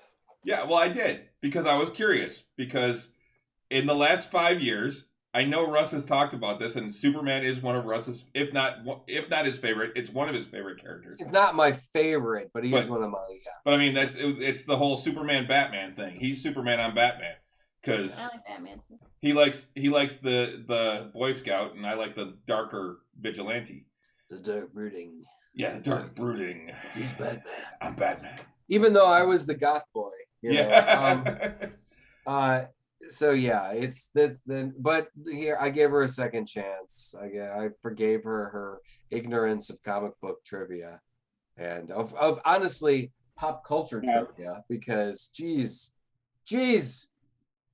Stella has just a very different realm of nerdom that, like, frankly fails Hey, most of us. I'm pretty sure that she can get into some very obscure Harry Potter trivia that, And even though I was with about all to of us ask, being which- Harry Potter and fans, theater. we may not be able to do even. Yeah, which I by was the just way, about to ask. Stella, I Was want to that talk Scott? to you. Yes. There are we do pub trivia a lot, and a lot of times they do theme nights, and several times a year they do Harry Potter trivia. So there is some time when I don't care if Russ stays home, but you should come out to the bar with us and do pub trivia for Harry Potter. Terrible. Scott, what did you say? I was gonna say, hey Russ, how often does Stella grill you about Harry Potter trivia? I'm actually pretty good with Harry Potter. I have read all the books and I've seen all the movies and stuff like that. So I'm pretty She'd solid. on your ass, man. If she's gonna, the way she can get me is like, you know, trying to grill me on like classical music. All right, quick. But What's, nobody cares about that. So all right, I quick, do. Russ, I'm there quick. with Stella. I love classical music. All right, Russ, quickly. What's Hermione's cat's name? Crookshanks. Oh, I thought I had you Good. on that one. Good. Nice. I have a mind for this kind of stuff. So all right, so right, here's the other thing, Stella, are you going to go see the new Batman movie because Cedric is Batman? Well, I love Batman, and I love him as Batman, so yes, I will. You know, honestly, in that movie, who I am most interested to see is the guy who's going to be playing Gordon. Oh, the guy from Westworld. Jeffrey Wright. Oh yeah, Jeffrey Wright. Yeah. Who was Felix Leiter in the latest James Bond movies. Yeah, he was Oh, also the Watcher. I haven't seen the new James Bond. What is it? No Time to Die or whatever. Yeah, I really want to see that because honestly, I love Daniel Craig as Bond. Yeah, I think he's fantastic. He's up there as one of my favorite Bonds. He's and it's interesting because he is a very different Bond from all the other ones. You know. Skyfall is one of the best Bond movies I've ever seen. That one just floored me when I watched it. It's not just like a good Bond movie; it's just a good movie. Yeah. Like you don't even need to be a Bond fan to enjoy that movie. Yeah. You can go into that one not knowing knowing anything about James Bond and enjoy it. I would say the most recent Bond films with Daniel Craig are some of the best Bond movies we've seen. Like just as movies aside from being Bond movies, they're really good. The stories are really good. The fact that they're connected together, they all they're true sequels to each other. Yeah, they really are. And they took it in a bit of a different direction than the Pierce Brosnan ones. Pierce Brosnan was kind of goofy. He's my favorite Bond.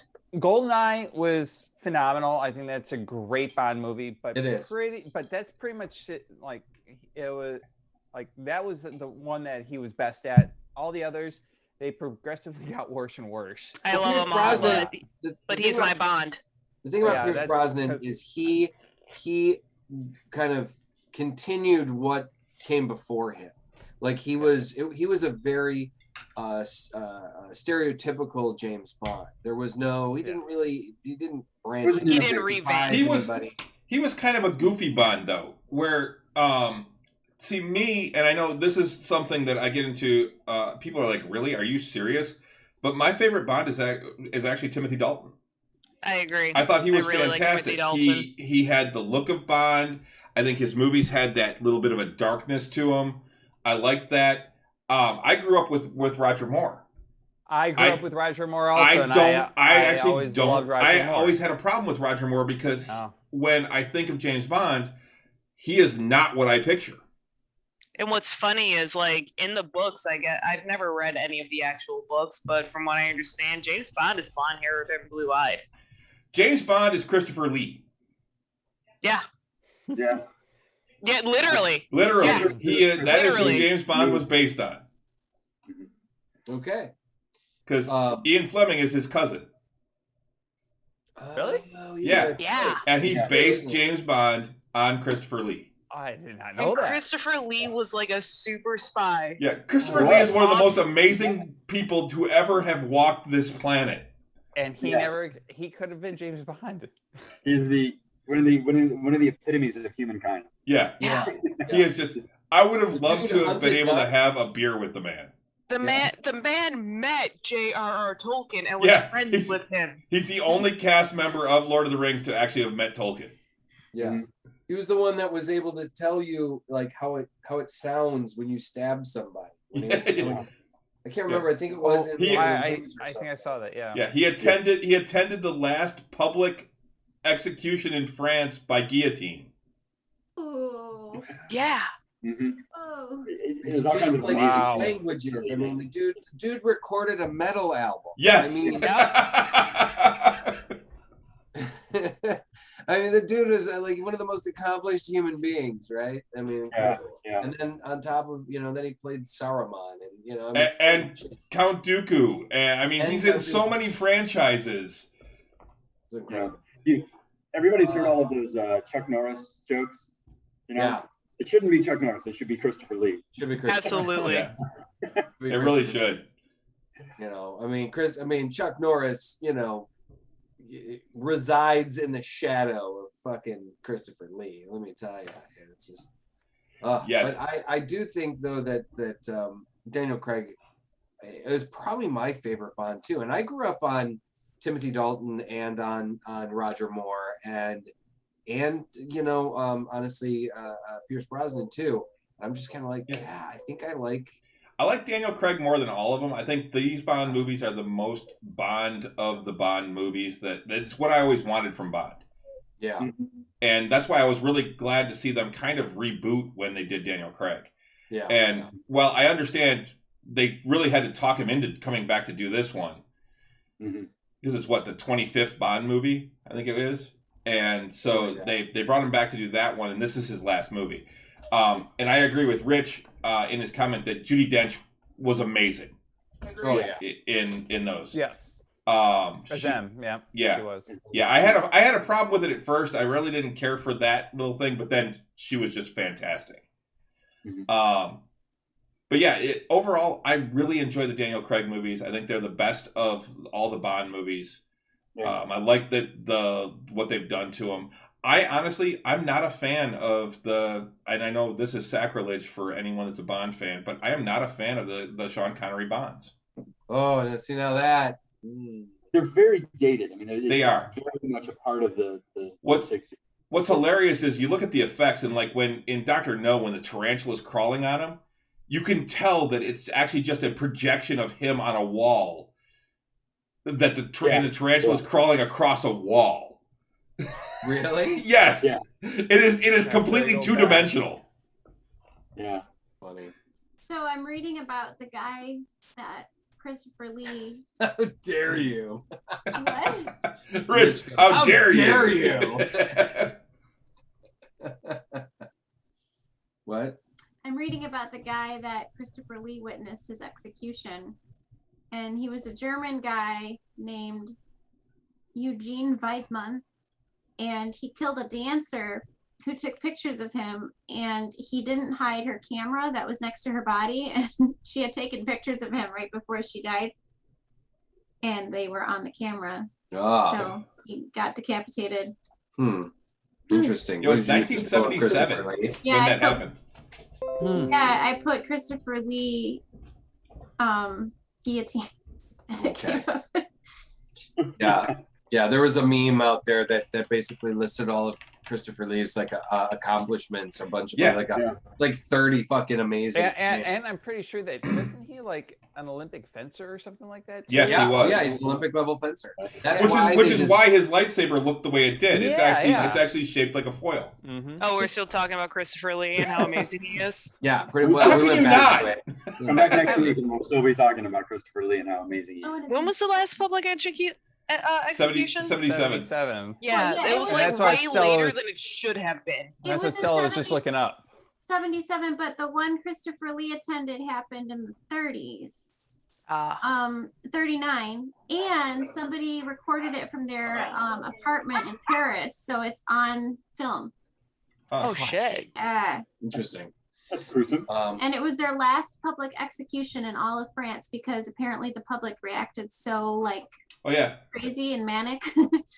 But yeah, it's actually that actually was it, because it says that, this I'm seeing here, at age 17 he saw the death of murderer Eugene Weidmann in Paris, the last person in France to be publicly executed by guillotine. Yeah. Interesting. But yeah, they his lightsaber in the Star Wars films was the first, besides the double-sided lightsaber of Darth Maul. It was the first lightsaber that was designed that was not in the samurai style of a lightsaber. It was because it was designed as a fencing foil. It also helped because he had very arthritic hands and he had to kind of to hold it, but it also because he was an Olympic level fencer. During World War II, Lee joined the Royal Air Force but wasn't allowed to fly because of a problem with his optic nerve. So he became an intelligence officer for the Long Range Desert Patrol, a forerunner of the SAS, Britain's Special Forces. He fought the Nazis in North Africa, often having up to 5 missions a day. During this time, he helped retake Sicily, prevented a mutiny among his troops, had an ad pop up, contracted malaria 6 times in a single year, and climbed Mount Vesuvius 3 days before it erupted. This guy gets cooler and cooler. He sounds like he was Nick Fury. I mean, Jesus. Christopher Lee, agent of S.H.I.E.L.D. He says, "Damn, take a vaccine." God At some point during the war, he moved from the LRDP to Winston Churchill's even more elite Special Operations Executive, whose missions are literally still classified, but involved conducting espionage, sabotage, and reconnaissance in occupied Europe against the Axis powers. The SOE was more informally called, and I can't believe this somehow hasn't been made into a movie yet, the Ministry of Ungentlemanly Warfare. The Ministry of Ungentlemanly Warfare. That so needs to be. That needs to be a thing. Yeah. The best name ever. Holy shit. Yep. Oh my god. Wow. That's really amazing. Amazing man. And they're going through all this stuff, and it says, speaking both French and Italian, Lee spent his time after World War II hunting Nazis with the Central Registry of War Criminals and security suspects until he decided to give acting a try at age 25. Yes, all of this happened before Lee was 25 years old. Gosh, I feel so inadequate. Yeah, I know, right? He accomplished more in his life. What am I doing with my life? Right. He accomplished more in his life before he was a quarter century old than I ever will. Yeah. I ever will. Isaac Newton did that too. Like, he just goes down in history as one of those amazing humans. While filming a sword fight with a drunken Errol Flynn during the filming of The Dark Avengers in 1955, Flynn accidentally cut Lee's hand so badly his finger nearly came off. Wow. And permanently injured it. Later, Lee cut off Flynn's wig while Flynn was still wearing it.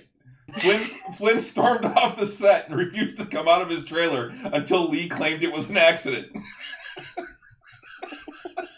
Claimed it was an accident. It's like, motherfucker, you almost took off my finger. You don't get to wear that wig anymore.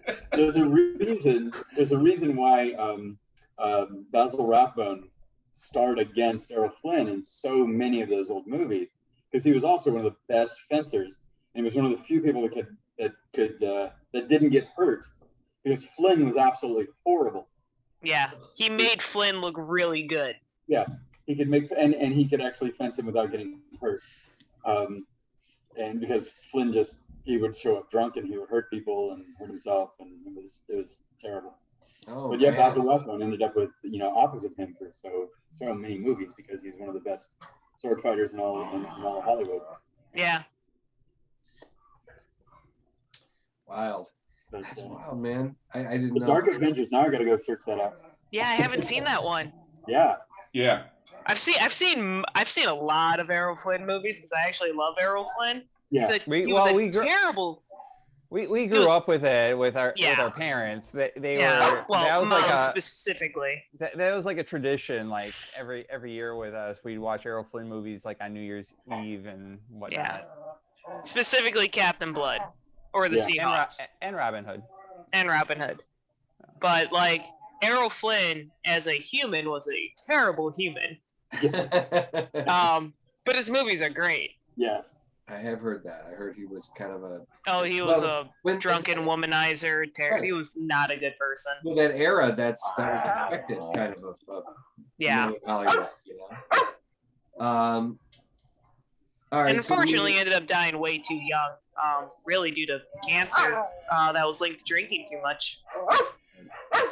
So we should probably start wrapping things up. What do you think, Chris? Before that, I actually wanted to bring up something. Okay. Did you guys happen to see the new Book of Boba Fett trailer that dropped today?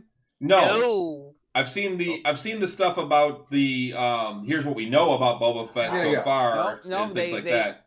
Go on YouTube. They dropped the first trailer for the Book of Boba Fett that comes out in about 5 weeks from now, right? Comes out right around Christmas, so it's 6 weeks. Yes, about 6 weeks. So, I think right around the time that Hawkeye is going to finish, I think is when Boba Fett comes out. But go check that out. It's it's pretty good. It's just a teaser trailer, but it's pretty good. And I know that. Yeah, go ahead. No, go ahead. Keep going. Oh, I was going to say the other thing that in terms of nerd news, I'm not sure I know Russ isn't a Whovian, but the new season of Doctor Who started yesterday. I saw that. Doctor Who Flux with the latest season with Jodie Whittaker. I have not seen it yet. I was too busy yesterday with Halloween, I'll probably watch it tomorrow with my wife. But it's a 6-episode series. I think they're doing like a condensed series due to COVID, and then there's going to be 3 specials that come out next year. And at the end of closer to the end of next year, when the 3rd special comes out, that's like when the next regeneration is going to take place. But there's no information yet that has been publicly announced regarding that regeneration. But it is going to be her last season. But this one is not like a full 10-episode type season. It's only 6. But it's going to be like one continuous storyline, from my understanding, because it's got the subtitle Flux to it. So usually every episode, there might be a 2-parter, but there's usually every episode is its own standing story, where these 6 is going to be one complete storyline altogether. And then I think there's one on New Year's, and then there will be another one in the springtime, and then in the fall. So Cool. I'm going to be starting to check that out. But for those that are big Whovians, you should be aware that, because they didn't really advertise it. I didn't really see it. It was just all of a sudden, a couple days ago, I just happened to come across it online that it's all of a sudden starting on Halloween. Oh wow, okay. Usually it's a lot more advertised. Is that on BBC America or? I think it is, yeah. Or you can download it a day later if you You can buy the season from Google or Apple TV or whatnot. So one of the other things that I saw today, that the new Morbius trailer is out, and it's not really so much a trailer as it is Jared Leto talking about playing Morbius and showing a couple of scenes in between, from what I saw at least. But still, it looks interesting. I'm kind of excited to see where they're going to go with that. One of the things I didn't realize, I just pulled it up, and this hasn't been in the trailers, but I didn't realize that Michael Keaton is going to be in it as Vulture, as the Vulture, as Adrian Toomes, but as Adrian Toomes, yeah. Interesting. I did not know that either. I will say this. That's one of the things, to go back to the MCU and stuff like that in the original Spider-Man movie. I was so impressed with Michael Keaton's performance and the way that they portrayed the Vulture. And this is where I go back to, I trust in Kevin Feige and the way that he will handle the Fantastic Four, because they took the Vulture, who is a goofy-ass fucking villain, and made him kind of cool. I mean, they made him a cool villain, and they made him into something that you could see happening in the MCU. Yeah. Absolutely. They took one of Spider-Man's more, arguably one of his goofier, weirder villains, and made him a threat. Yeah. And made it believable, It was really fucking cool. Prior to that movie coming out, I always thought that Jeffrey Rush should have played the Vulture. Oh yeah, that would have been cool. But that would have been a lot more traditional Vulture. But yeah, the Michael Keaton's Vulture was actually very good. I didn't know that he was going to be in the Morbius. I didn't either until I just saw cast, and it shows Jared Leto as Morbius, Michael Keaton, Adrian Toomes, Tyrese Gibson, Simon Stroud, and Al Madrigal as Agent Rodriguez. Those are the only ones that came up on that. It's Sony, isn't it? It is Sony, yes. Because they have the rights to Spider-Man. I'm curious, because they have Blade. They have a new Blade. The new Blade. That's a show that's coming out there, right? Yes, it's gonna. I think it is a show that they're going to be doing for Blade. No, I think it's a movie. Guys. Is it a movie? Yeah. Mm-hmm. I would really love to see the dark side of the MCU done in film or shows. That would be a lot of fun to see. It is going to be a movie. Yep. Okay. So how? Let's hope that they do a Man-Thing movie. That would be great. I would love to to see them do a Man Thing movie. That would be really cool. I'd be down for that. Yeah. Overall, I think that they're doing a great job. I'm going to trust. I haven't seen Shang-Chi yet. I really need to see that. And I want to see. I want to see Eternals.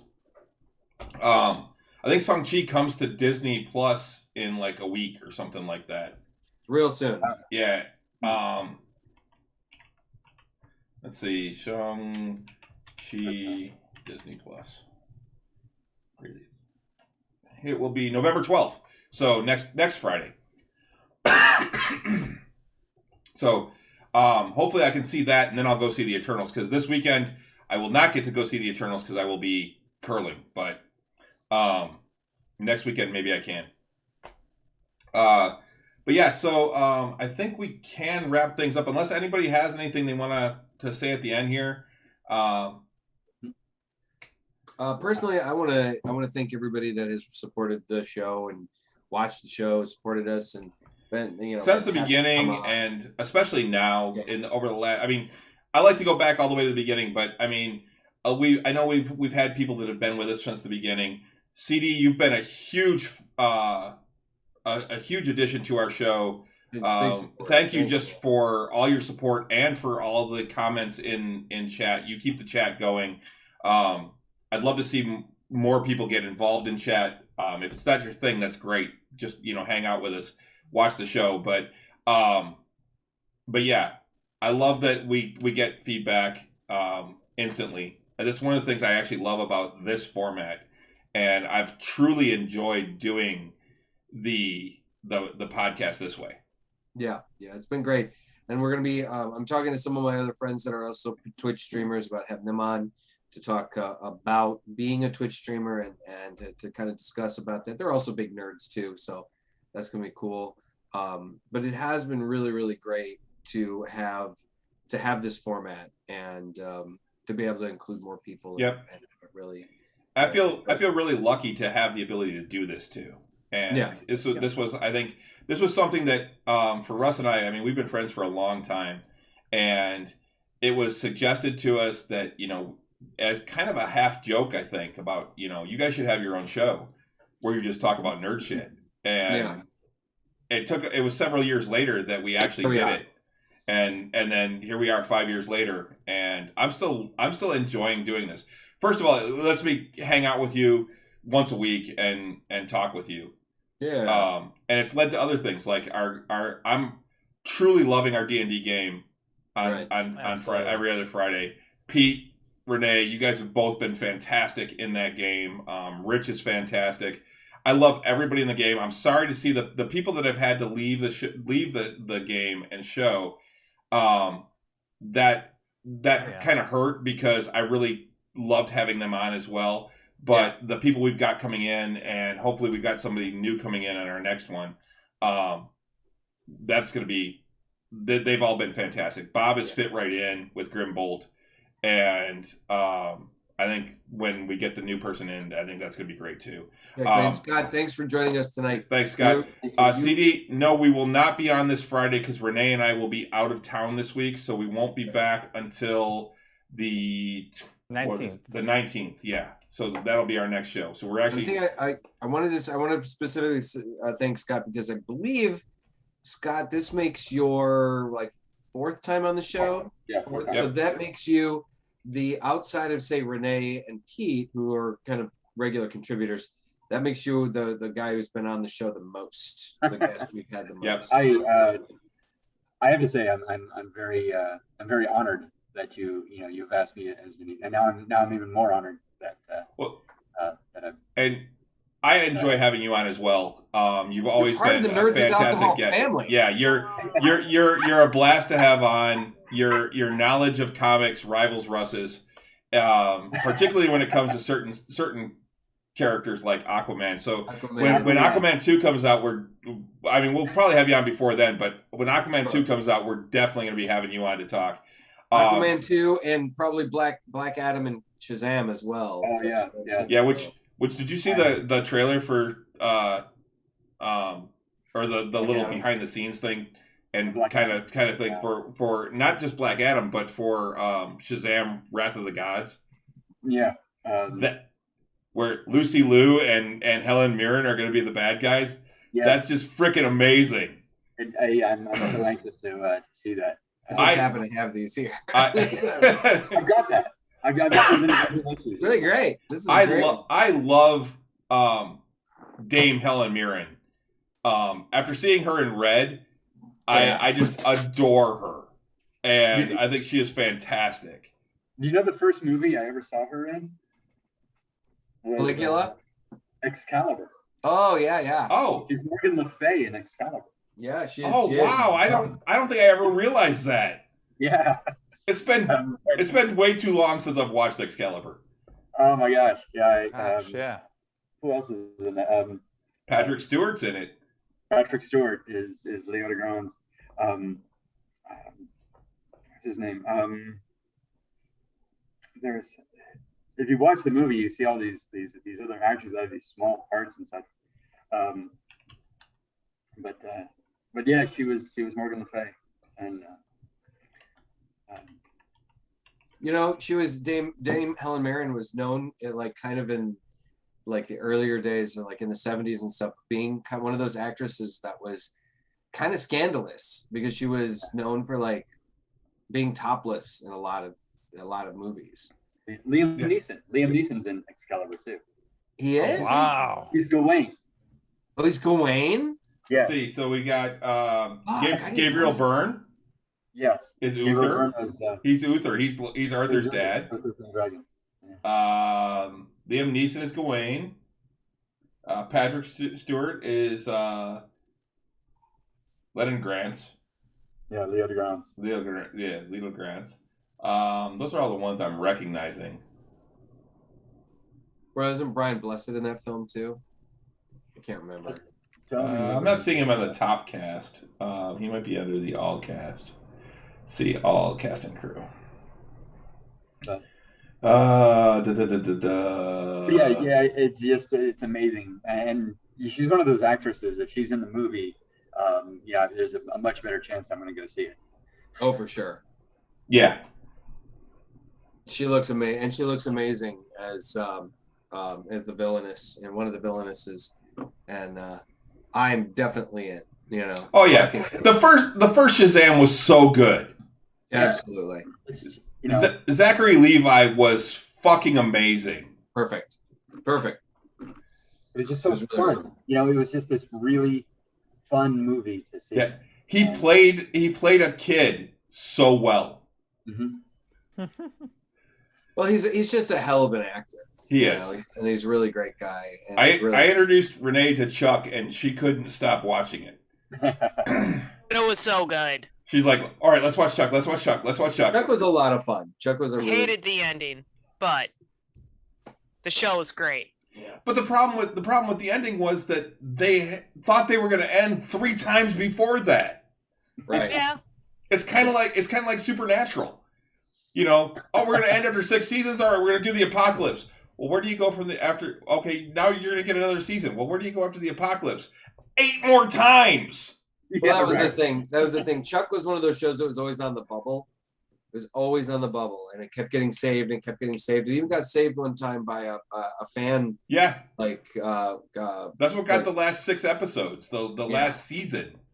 Yeah, the last season and whatnot, and then, and so they kept writing it off, saying like, well, yeah, this could be the last season. So, but yeah, it was a great show, and Zach Levi he killed it. Everyone in that show, Zachary Levi, Yvonne Strahovski, Adam Baldwin, they were all fantastic.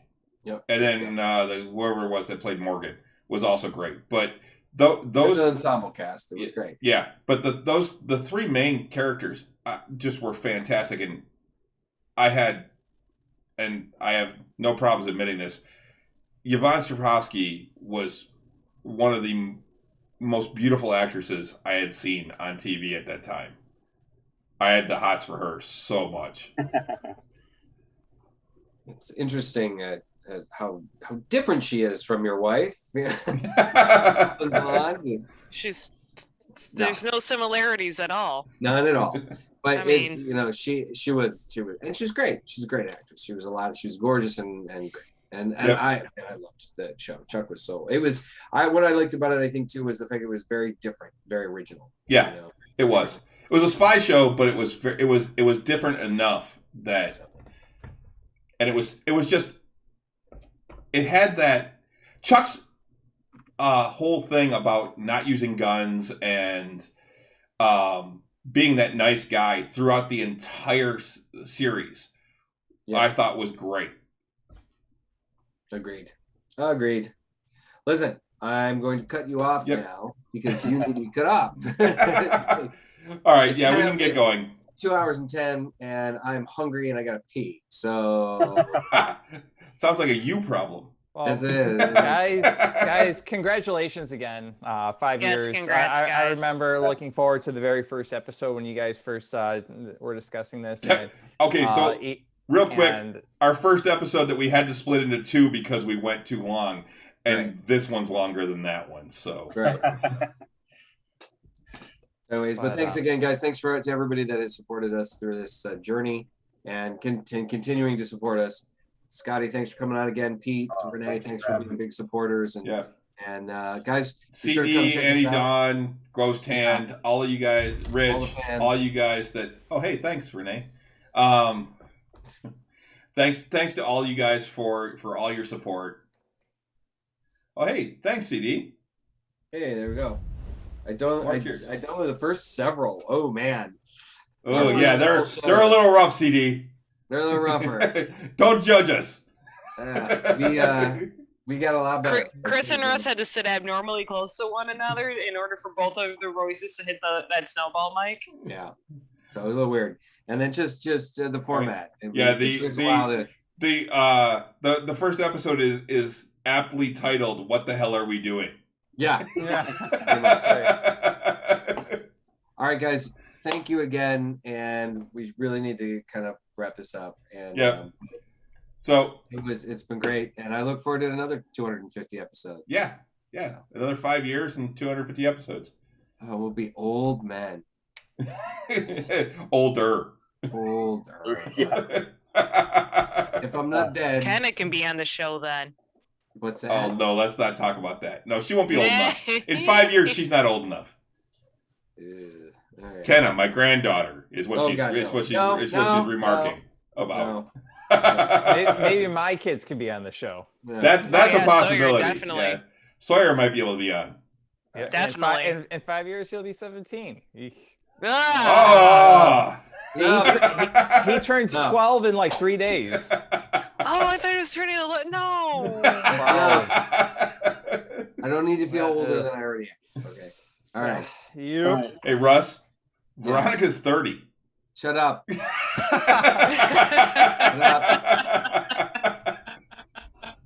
Remember when we were talking about you and your ex-wife were talking about taking her? Well, actually, your ex-wife was talking about taking her to City Club for her 18th birthday. Shut up. All right. All right. On that note, Yeah, well, where can they find us, Russ? you can find us in all the places you can find quality podcasting. Ladies and gentlemen, you can find us on the Google Play Store, on iTunes, on Spotify, iHeartRadio, Stitcher, the Odyssey app. That's good. all right. That's good. That's it. Yeah. And you can of course download and stream us on at www.nerdsalcoholshow.com. Ladies and gentlemen, we are on normally we're on Tuesday nights at 8. Right now we're doing Monday nights at 8.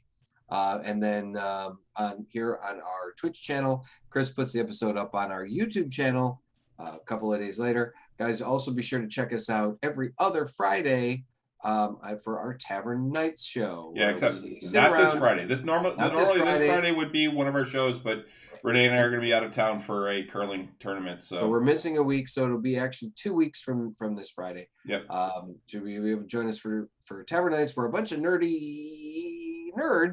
just sit around playing D&D, and it's we not also Critical usually have- Role, but it's still a lot of fun. It's still a lot of fun.